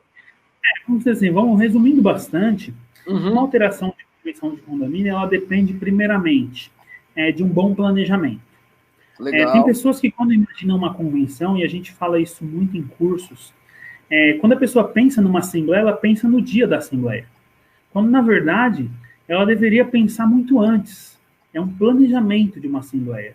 E uma assembleia de alteração de convenção de condomínio, ela não é diferente. Nós sabemos que uma assembleia de alteração de convenção de condomínio tem um quórum específico já previsto na própria lei, que são de 2/3. Ou seja, tem quórum, a gente precisa obedecer o quórum. Esse é o primeiro ponto. Essa alteração da convenção, nós não chegamos com um texto pronto, ou um texto que foi, entre aspas, uma minuta, e a gente vai discutir tudo na Assembleia. Não. Muito antes da Assembleia, começa-se uma discussão através de uma minuta que é apresentada pela administradora do condomínio, digo, na pessoa do síndico.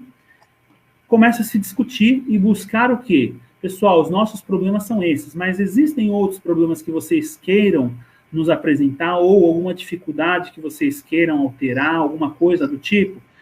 Chegando ao ponto de a discussão pré-assembleia ser tão intensa de que praticamente tudo já vai decidido para a assembleia. E quando se chama assembleia, é simplesmente para formalizar uma discussão que já existiu lá atrás. Então, diante de uma assembleia como essa, seja ela presencial ou virtual, aquele condômino que não participou de discussão nenhuma, quando ele levanta uma questão, por mais importante que seja, ou mais simples que seja, as pessoas já discutiram anteriormente. E diz a ele o seguinte, fala, você está levantando essa questão, você não participou da discussão, mas isso a gente já tratou. Agora, imagina que não tivesse tratado absolutamente nada.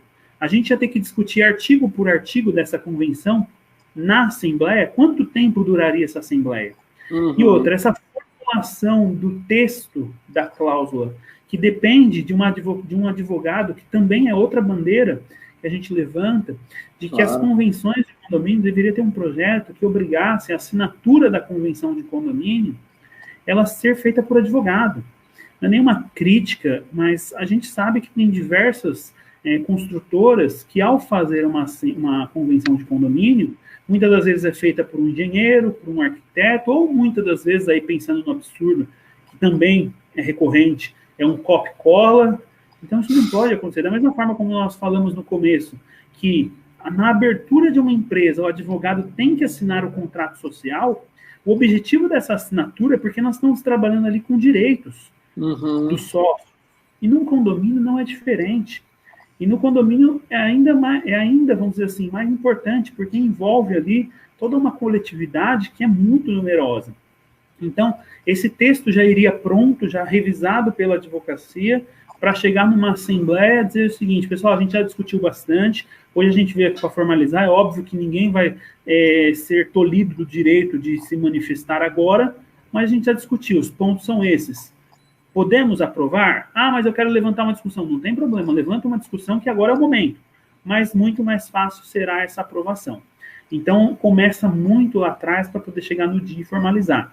A gente sabe que a convenção condominial, o cartório de registro dela é o cartório do registro do próprio imóvel, de registro de imóvel, e a gente vai precisar fazer essa alteração lá. Algumas convenções, elas colocam dentro do seu próprio corpo o regulamento interno, algo que a gente não indica, porque senão você amarra o regulamento interno de modo a não conseguir alterar com quórum simples. Sim. Antigamente, pela 4591, pela lei de condomínios, a gente tinha lá um quórum de 2/3 para uma alteração, podendo ter os 2/3, mas hoje, com o Código Civil, ficou muito claro de que a alteração do regulamento interno pode se dar por maioria simples.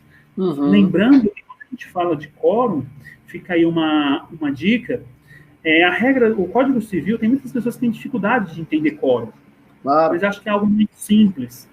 Nós precisamos entender a base, a estrutura do direito, para a gente conseguir adaptar qualquer tipo de norma ou para a gente poder conseguir estudar essas normas. Então, a gente tem que ir para a regra geral. Quando a gente se segura na regra geral da própria alteração de convenção, a regra geral é que, não tendo quórum específico na lei ou na convenção do condomínio, ou seja, um quórum diferenciado, uma maioria qualificada, a regra é maioria simples.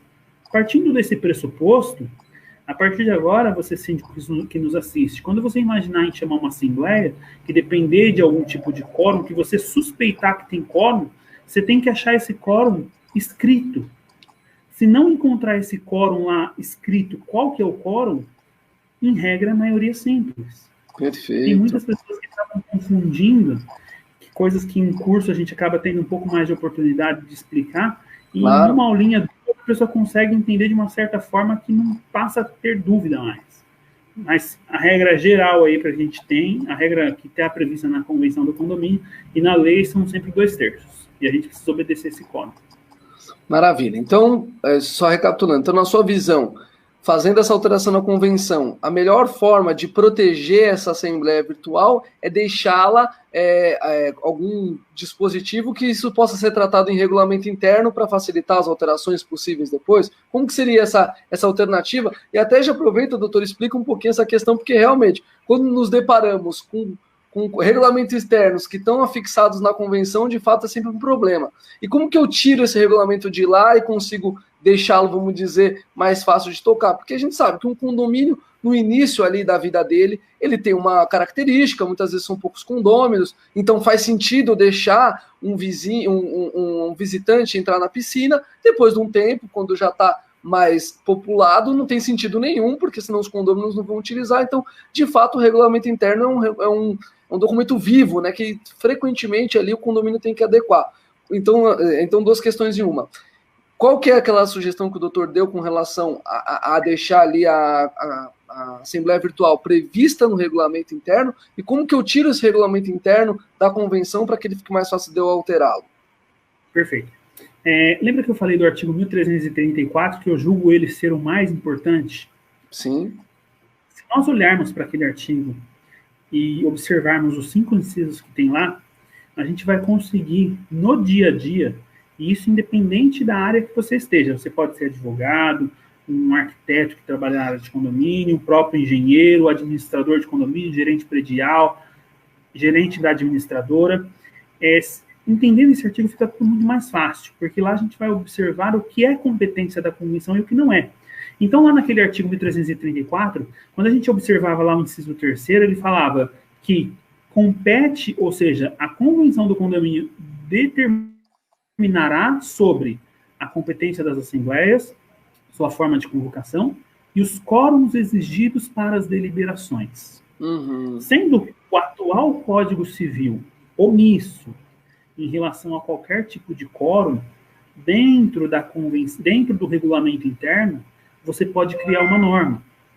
Então, as convenções de condomínios, muitas iam na linha da lei e diziam o seguinte: alteração do regulamento interno, 2/3, mesmo o texto sendo separado.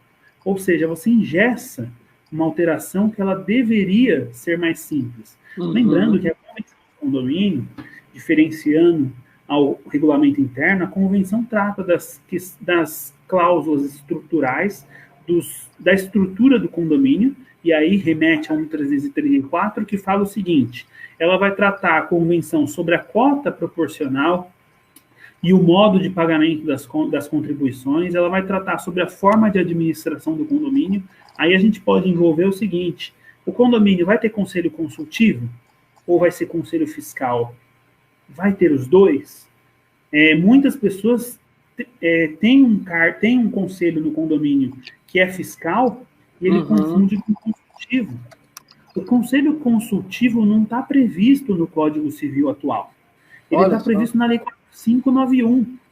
Ou seja, a Lei 4591 tratou do conselho consultivo, o Código Civil trata do conselho fiscal, mas pode a convenção do condomínio estipular que será consultivo ou criar o consultivo, será fiscal e criar o fiscal. Vai tratar também sobre a competência, as sanções que estão sujeitas aos condôminos. E lá no inciso 5º ele fala que competirá a convenção do condomínio tratar também sobre o regulamento interno. É nesse momento que muitas convenções dizem o seguinte: o regulamento interno será tratado por documento autônomo, documento separado. E a sua alteração dar-se-á, com base no inciso 3, que fala que a Assembleia competirá, aliás, a convenção determinará o quórum das deliberações.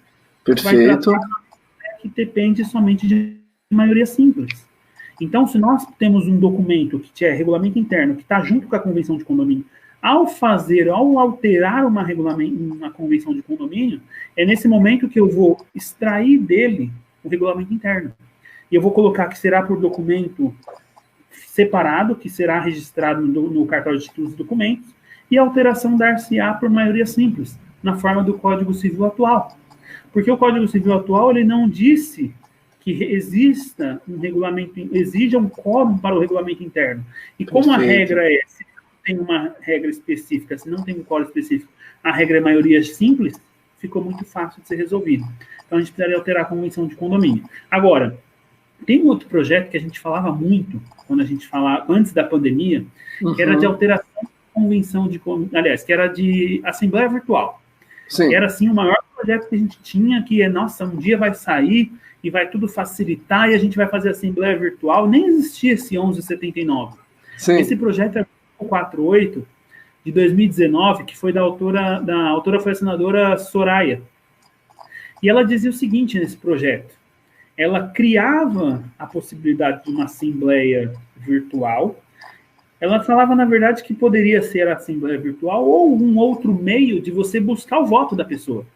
Ela tratava uma assembleia como: eu inicio uma assembleia hoje, eu não fecho essa assembleia, eu consigo buscar dos demais condôminos os votos e trago a essa assembleia que vai ser retomada e vai fechar.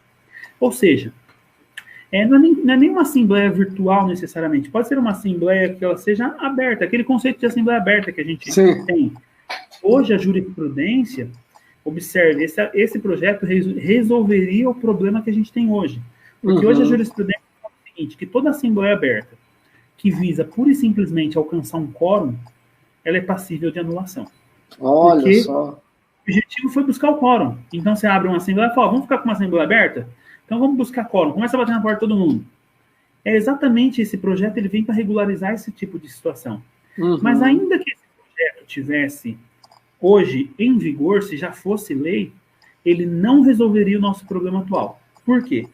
Porque um dos artigos do projeto diz que ele só serve para as assembleias em que nós temos um quórum diferenciado, um quórum exigido, exemplo, 2/3, 3/4, 3/5. Então, ele só serviria para esse tipo de assembleia que o quórum é elevado. Para a assembleia de síndico, aprovação da previsão orçamentária e prestação de contas, esse projeto já não resolveria. Ele continuaria sendo assim, ou seja, mas ele resolveria e muito para nós alterarmos a convenção de condomínio, porque daria a possibilidade de a gente fazer essa assembleia aberta que é tão questionada hoje, ou até mesmo uma assembleia virtual. Então, se esse projeto tivesse já aprovado, hoje ficaria muito mais fácil de nós alterarmos a convenção ou tratarmos de algum outro assunto que dependesse de um quórum específico, um quórum diferenciado, um quórum mais rigoroso. Nesse sentido, doutor, até concordo com a sua visão anterior, que a Assembleia Aberta ela vai entrar naquela da urna, né? Porque eu não vou ter a deliberação, embora, né, quem está lá na linha de frente, naquele recorte ali da Assembleia, às vezes não é tão legal o debate, mas para a comunidade como um todo, aquele debate é excelente, porque nós temos aquela visão, né, de a maioria, mas vamos dizer que não num condomínio seja a minoria de pessoas que têm filhos pequenos. Por essa razão, por só deles serem minoria, eles vão sempre perder aquelas deliberações, que nessa visão seria o caso, né? Então, muitas vezes é um parquinho que querem fazer, ou qualquer exemplo, né? Colocar grama sintética ali para as mães não ter que lavar tanta roupa, ou os pais, que agora tá todo mundo, né? Não existe mais isso, né? A democracia, o que é bom, né? Tá todo mundo agora metendo a mão na massa e fazendo tudo, trabalhando fora. Então, nesse sentido, essa assembleia aberta, ela favorece esse tipo de situação. Até brincaram aqui, né? Bate em porta. Eu acho que até conseguimos aqui já esclarecer a Joelma com relação à prestação de contas. É possível, sim, ser feito, Joelma, através da assembleia virtual, porém, como o doutor explicou há pouco, existem alguns trâmites aí para que essa assembleia virtual funcione, tá? Então, doutor, nesse sentido, essa assembleia aberta, ela teria esse viés também, né? Porque acabaria entrando praticamente só como a somatória de votos. Até acho pertinente, então, que tem esse entendimento de que eu pessoalmente, tá? Agora é uma visão minha, todas as vezes que os síndicos me consultaram a respeito de deixar a assembleia aberta, eu fui contrário, busquei outras alternativas, então fizesse um trabalho anterior, né, para que motivasse aquele pessoal, que comprasse pizza, enfim, alguma alternativa para levar essa turma lá, do que deixar em aberto, porque entra nessa esfera, né? Muitas vezes nós pensamos na coletividade, mas não é só a maioria, né? O condomínio é para todos. É lógico que tem uma tendência ali para a maioria, mas às vezes tem a turma do futebol também, que não são menos importantes, tem a turma da academia, tem pequenos grupos dentro do condomínio que também precisam ser atendidos em alguma esfera, né, doutor? Exatamente. Observe só um detalhe. Se nós tivermos isso em projeto, numa lei especificamente, a gente pode até, essa questão do direito assemblear que eu falei, tudo está abaixo da lei. Se nós se tivermos uma lei que seja federal, que ela trate sobre o assunto da Assembleia, modificando totalmente esse procedimento que a gente tem hoje, não tem problema. Por quê? Não seria inconstitucional porque a lei deu a possibilidade. Nesse artigo, como não existe a lei hoje, e as pessoas muitas vezes tentam deixar uma Assembleia aberta com o puro objetivo de alcançar um quórum, eles estão, entre aspas, fraudando. Estão tentando achar um caminho por conta de um quórum que não se alcançou. Mas esse projeto, por exemplo, olha o que ele dizia aqui no artigo 1353, que seria uma alteração do próprio Código Civil. Ele diria o seguinte, quando aprovado, quando o quórum especial, acaso exigido pela lei, não for alcançado nas convocações presenciais, a correspondente deliberação poderá ser tomada posteriormente mediante votação eletrônica dos condôminos em segmento virtual da reunião, desde que, aí vem lá algumas exceções. Certo. Ou seja, o objetivo era exatamente não ter uma ilegalidade em deixar uma assembleia aberta. E aqui no caput fala, já começou dizendo o seguinte, quando o quórum especial, acaso for exigido. Então não serve para quórum simples. Então a gente está falando de quórum especial. Então esse projeto serviria para esse tipo de situação. Esse projeto, quando ele fala da Assembleia Eletrônica, ele é muito mais importante do que o atual, que é o 1179, que está na mão do presidente, que pode ser aprovado, que a gente diz o seguinte, eu não preciso de uma assembleia, de um projeto que fale, eu posso ter uma assembleia virtual. Isso, como eu disse, isso a gente já sabe. O que a gente precisa é de regulamentação. E eu também não aconselho nós regulamentarmos através de lei, porque nós temos condomínios de 5 apartamentos e nós temos condomínio de 3.000 apartamentos.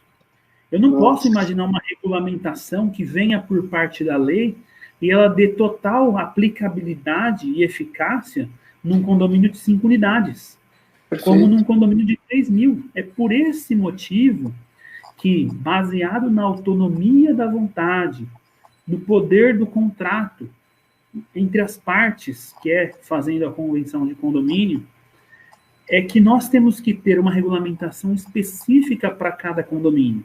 Perfeito. O Código Civil, ele criou a convenção de condomínio exatamente para mostrar cada condomínio vai se adequar a um sistema, com leis próprias, com autonomia da vontade, porque a gente não está falando de algo que é público, a gente está falando de algo que é privado, pertence aos condôminos. A gente não está falando do bem público, a gente está falando do bem privado, então cabe a nós regularmos a forma como nós vamos querer. Vai ter condomínio, por exemplo, que vai entender o seguinte: eu acho que na convenção nós vamos adotar um sistema de voto que ele seja por certificado digital. Ou seja, é um modo que ele é caro, mas que dependendo do tipo do condomínio, do local, do padrão social, seja muito melhor para determinadas coletividades. E eles podem, entre eles, decidir dessa forma. Outros dirão o seguinte: não, pessoal, para a gente basta um sistema de login e senha, que também é seguro, que também é admissível.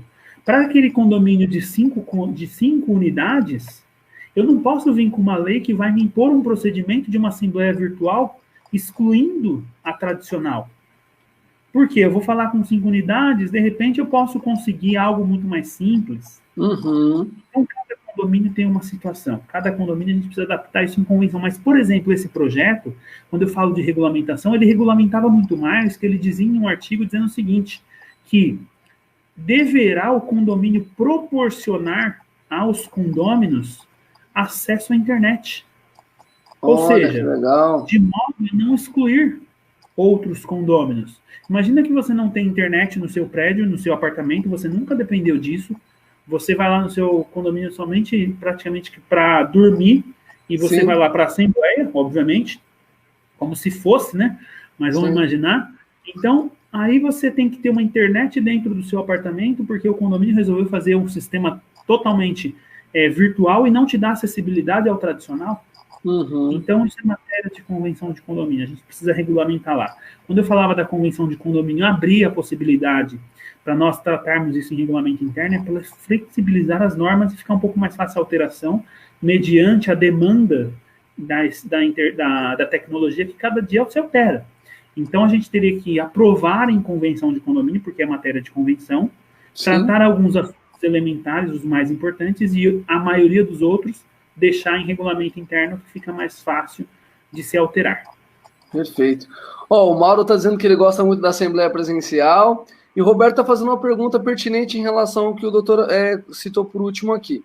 Então, ele acredita que a lei deveria dar a base, mas como é que o judiciário vai conseguir mediar se a convenção do condomínio A determinou, por exemplo, que foi no certificado digital, como o doutor deu exemplo, e um outro fez um outro tipo de determinação? Como seria esses julgamentos, né, dessas diferentes formas? Como que seria isso, doutor, na sua visão? Perfeito. Obrigado pela pergunta, Roberto, um grande amigo, dono de uma administradora, que tem um excelente trabalho aqui também. O que acontece? Da mesma forma como nós temos regras específicas para nós advertirmos um condômino, nas convenções de condomínio a gente sabe, tem algumas que falam o seguinte, que precisa dar uma advertência para aplicar multa. Outras falam, tem 2 advertências para aplicar multa. Outras falam que existe, que é admissível uma advertência verbal. Outras falam da multa, na reincidência, uma multa com dobrada. Então, da mesma forma como nós já fazemos isso na aplicação das multas, e o próprio Código Civil nos deu esse poder através do artigo 1334 de nós nos regularmos, o juiz vai julgar com base na Constituição, nas leis, no Código Civil e na Convenção. Que a Convenção é o quê? O órgão, ou melhor, A convenção é o que foi definido pelos condôminos em Assembleia Geral, quais seriam as regras que nós teríamos dentro daquele condomínio. Então, é muito importante a pergunta do Roberto, mas ela é muito, vamos dizer assim, facilmente resolvida, porque hoje a gente já tem essa solução e a gente já tem essa demanda na aplicação de multa, por exemplo, como em qualquer outra questão voltada à área condominial. Tudo está na convenção, e a convenção é o local, entre aspas, entre aspas, o espaço que a gente tem para definir as nossas próprias normas, desde que essas normas não vá contra a própria legislação. Que legal. Ô, doutor, até a enfermeira Mari Teixeira está presente aqui, bastante gente elogiando aí a didática, tudo. Doutor, acredite você ou não, já estamos há 40 minutos na segunda parte da live. O que eu queria te pedir? Meu amigo. Rapaz, que papo gostoso, que legal. Então, doutor, até o senhor citou algumas vezes aqui ao longo do processo, que obviamente que num curso consegue se aprofundar melhor. Se eu quiser fazer um curso com você, doutor, como que eu faço? Então, a gente até está com uma grande novidade aí. A gente teve curso presencial durante bastante tempo, e a gente está entrando agora numa plataforma que vai ser virtual. Que legal. Pessoas que desejarem, que quiserem fazer o curso, eu peço inicialmente que enviem um e-mail para a gente vai ter um site onde a gente vai conseguir, de fato, mostrar, apontar como que é o trabalho. Vou até adiantar aqui, com a permissão do grande Jonatas, a gente está fazendo em conjunto aí uma parceria, de modo a conseguir levar o curso que eu já tenho, que é o curso somente da parte jurídica, aos síndicos de todo o Brasil. Não somente aos síndicos, mas também, certamente, a todos os operadores da área condominial, sejam eles trabalhando em administradora de condomínio, com os diversos setores que tem lá dentro, desde gerente, assistente de gerente, até mesmo aos síndicos, subsíndicos, conselheiros. Vai ser um curso bastante abrangente, de modo a, de fato, tentar entregar um conteúdo que te dê solução no dia a dia. Conheço diversos outros cursos, tenho diversos amigos que têm cursos excelentes também. A gente tinha um modo que ele era físico, que ele era presencial físico, então a gente está inovando nessa parte também, aproveitando esse momento, que infelizmente é um momento de muita tristeza, mas que a gente está tendo que se adaptar a outros modos de viver. Condomínios não tem sido diferente, a advocacia não tem sido diferente, mas já era algo que a gente já conversava já há um tempo e que estamos conseguindo implementar agora, e futuramente a gente vai deixar aí os links para que vocês possam entrar no curso, se inscreverem, e a gente consiga falar de um modo para o Brasil todo, que a gente tem viajado bastante também. Diversas pessoas que estão longe sempre me perguntam, mas você não tem um curso, seja online, e etc. E eu sempre falo, estamos preparando, estamos pensando, mas agora chegou o momento, e tenho certeza que com a ajuda do Jonatas a gente vai conseguir implementar de modo a dar essa acessibilidade a todos. Doutor, que maravilha. Para nós, é uma alegria, uma honra, realmente, como viu que gostoso, né? Então, se você que vier fazer o curso, vai ver, ó, é papo fácil, embora o doutor super bagagem, família de advogados, você vê que a linguagem é simples, é acessível, quer dizer, estamos aqui todos nós aprendendo, então, ó, 2 horinhas passou assim, ó, então, você imagina ter a dedicação do doutor, todo o conhecimento a seu favor, e para nós é uma grande alegria abarcar esse projeto que é fantástico, e a gente acredita que a gente quer levar também isso, né, adiante. Você imagina, existem pessoas, como o doutor bem citou, né, até o judiciário está lançando mão de fazer audiências virtuais, e o que possibilita, né? Como tudo na vida, se encontrarmos o equilíbrio adequado, nós vamos achar o ponto ideal, né? Então, existe a parte presencial, que existem certas coisas com abraço, um aperto de mão, aquela troca de olhares, isso nunca vai mudar. No entanto, existe também a facilidade, que nem o doutor está na residência, eu estou na minha, estamos aqui compartilhando conhecimento de uma maneira sem deslocamento, sem o trânsito, sem alguns custos. Então, tudo na vida tem esse aspecto, né? Então, de fato, é uma grande alegria para nós receber o doutor na casa, sinta-se mais do que nunca em casa, é muito, muito satisfatório ter um profissional do gabarito do doutor no nosso time. Eu que agradeço mais uma vez, e fica aí o convite a todos que nos assistem, pessoas que já acompanham o nosso trabalho há muito tempo, o curso em si, até para as pessoas que já fizeram de forma presencial, ele vai ser muito importante porque olha o tanto de mudanças que nós tivemos em tão pouco tempo. Exatamente. E uma coisa é certa, essa pandemia, ela está mostrando para nós que teremos algo muito diferenciado daqui para frente. A questão é, o que nós vamos ter que alterar pós-pandemia? Então, sem dúvida nenhuma, deixo aqui a informação de que vai ser um curso que a gente vai tratar sobre pandemia, os momentos que nós estamos passando, mas nós vamos se preparar para o futuro, se preparar para o pós-pandemia e os cuidados que a gente vai ter que ter, que não são poucos. Dentro da área de condomínio, a gente sabe que tem diversas questões que muitas das vezes são como dogmas dentro do próprio direito. A título de exemplo, quando nós perguntamos qual que é o quórum, a gente falou tanto de quórum aqui, Sim. a gente pergunta qual que é o quórum para uma alteração de fachada, na nossa cabeça, cada um de vocês que estão nos assistindo, vem sempre na mente alguma coisa muito elevada. Calma aí, é alteração de fachada, então cuidado. Essa alteração de fachada deve ser unanimidade, devem ser 2/3. Vem algum certo cuidado, vamos dizer assim, que muitas das vezes a gente foi sempre respondendo a mesma coisa. Por exemplo, quando a gente fala assim, os condôminos não podem votar nas assembleias. Isso é fato, todos nós já sabemos. Mas será que ele não pode somente votar na assembleia? Será que existe alguma outra penalidade? Uma coisa que a gente discute bastante, será que ele pode será que ele pode ser impedido de participar da assembleia? Que há uma discussão muito grande acerca disso. Sem dúvida. Se nós lermos o artigo 1335, que fala sobre os direitos dos condôminos, numa interpretação simples, gramatical, você vai ver que o mesmo artigo que fala que ele não pode votar nas deliberações das assembleias, também diz que ele não pode participar. Ou seja, a gente guardou uma parte do artigo, mas a gente não guardou uma outra que também é muito importante. Não estou mostrando aqui ou apontando que você já tem que proibir, não. Existe uma discussão por trás disso que a gente pode aprofundar sobre esse assunto. Mas eu pergunto, um condômino que entra numa assembleia e, sendo ele um inadimplente, diz o seguinte, eu sou candidato a síndico, qual que é o argumento que você tem para falar o seguinte, não, você não vai ser candidato a síndico?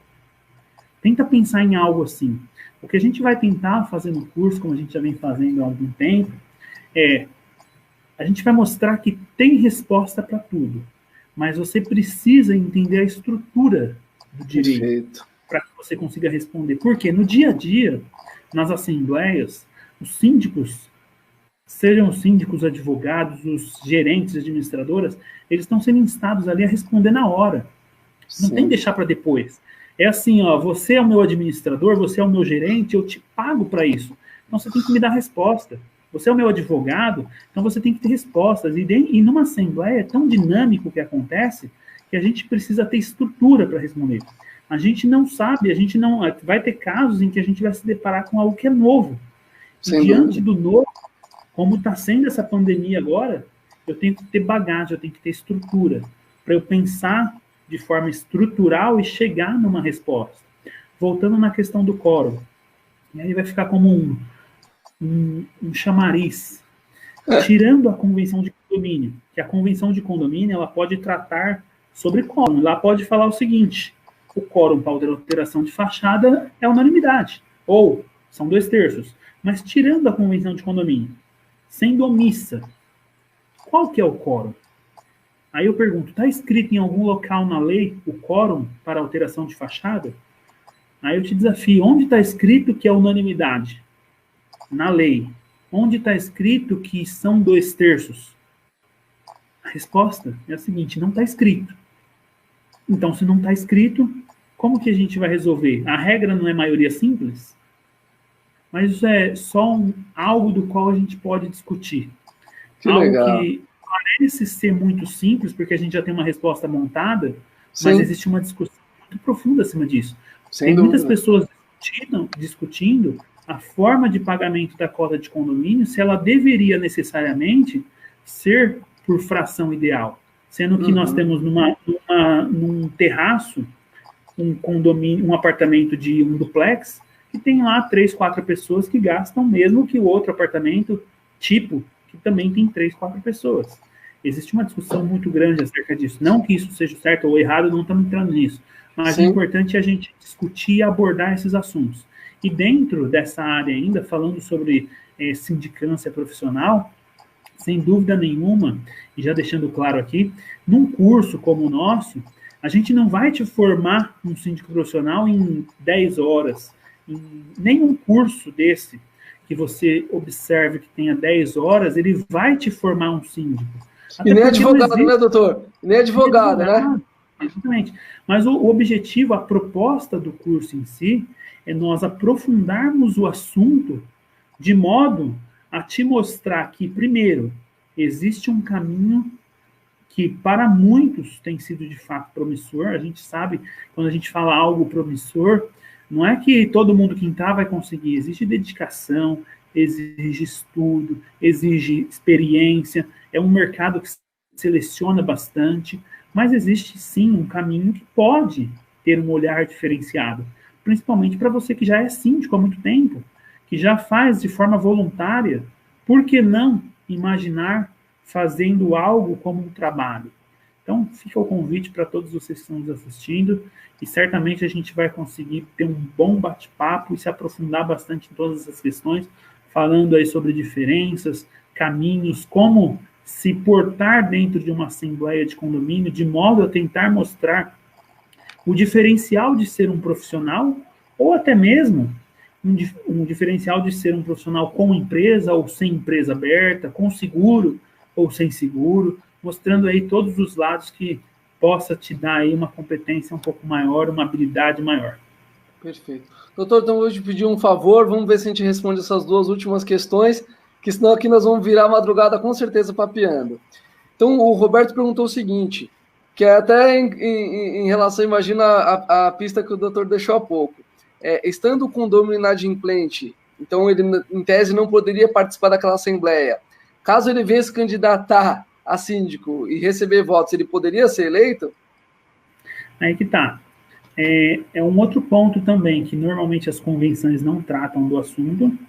A gente responde de bate-pronto, porque a gente coloca na cabeça de que o inadimplente não pode ser candidato, mas se o inadimplente de fato virar no meio da assembleia, em alto e bom tom, e virar para o advogado, que tem que saber, o administrador, o síndico, e falar, então tá bom, se nossa legislação, como a gente disse no começo, é tudo aberto e tudo pode, é simples. É só você me falar onde está escrito que eu não posso, e aí eu vou aceitar. Só que aí fica aquela pergunta, onde está escrito que não pode? Uhum. Se nós não aplicarmos esse artigo, que é o 1335, em sua plenitude, dizendo que ele não pode votar e, conforme diz o artigo, nem participar poderia, normalmente as convenções não tratam do assunto e a lei é omissa. Então, se nós não aplicarmos esse artigo na sua plenitude, a gente tem um problema. Por quê? Eu só posso virar para a pessoa e falar, você não pode ser candidato, porque nem participar você poderia. Agora, se eu imagino que ele poderia participar de forma totalmente aleatória, e essa parte do artigo não existe, só me sobrou que ele não pode votar. E a lei, ela, em tese, mostra para a gente que tudo é permitido, salvo aquilo que é proibido. Sim. Ou aquilo que a lei impõe algum procedimento.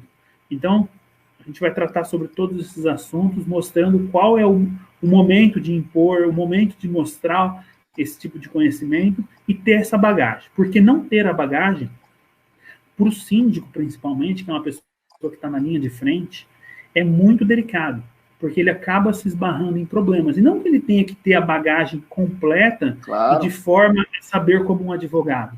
Não, o primeiro ponto que a gente sempre diz é o seguinte, o síndico tem que ter, como a gente disse no começo, uma boa administradora, um bom departamento jurídico, um bom escritório voltado à parte de engenharia, ou seja, ele tem que ter as ferramentas para que ele consiga exercer de forma correta.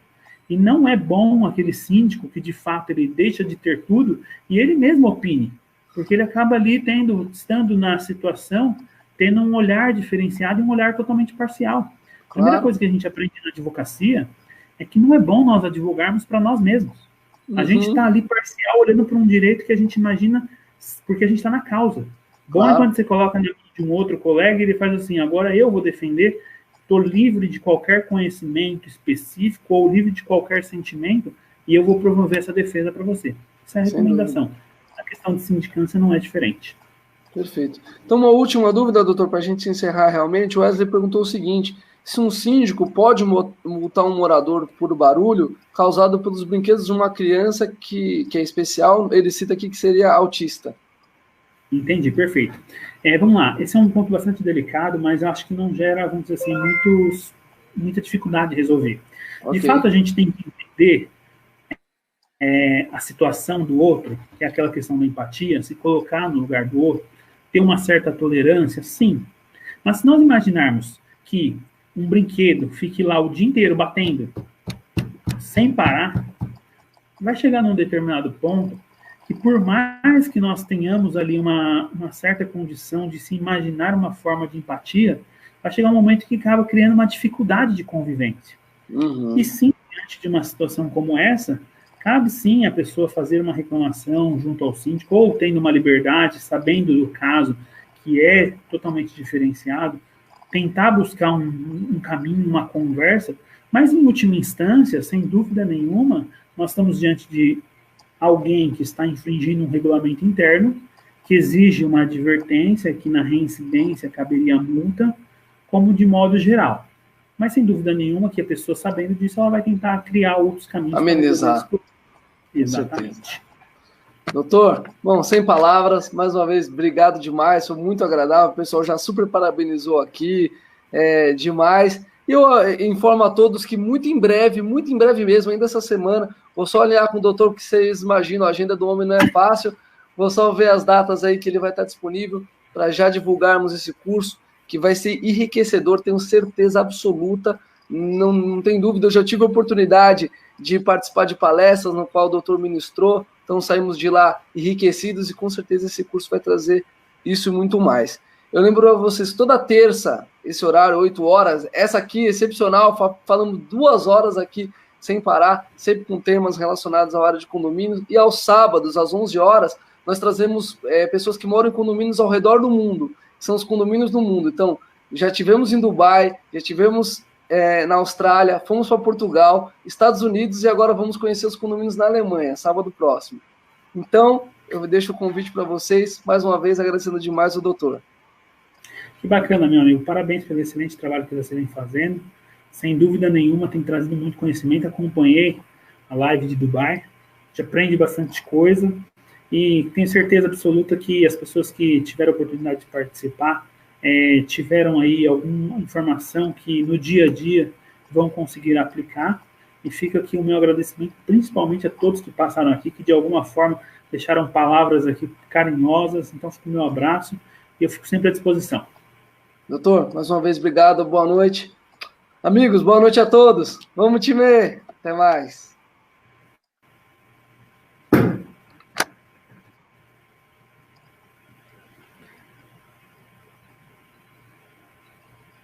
Certinho aí?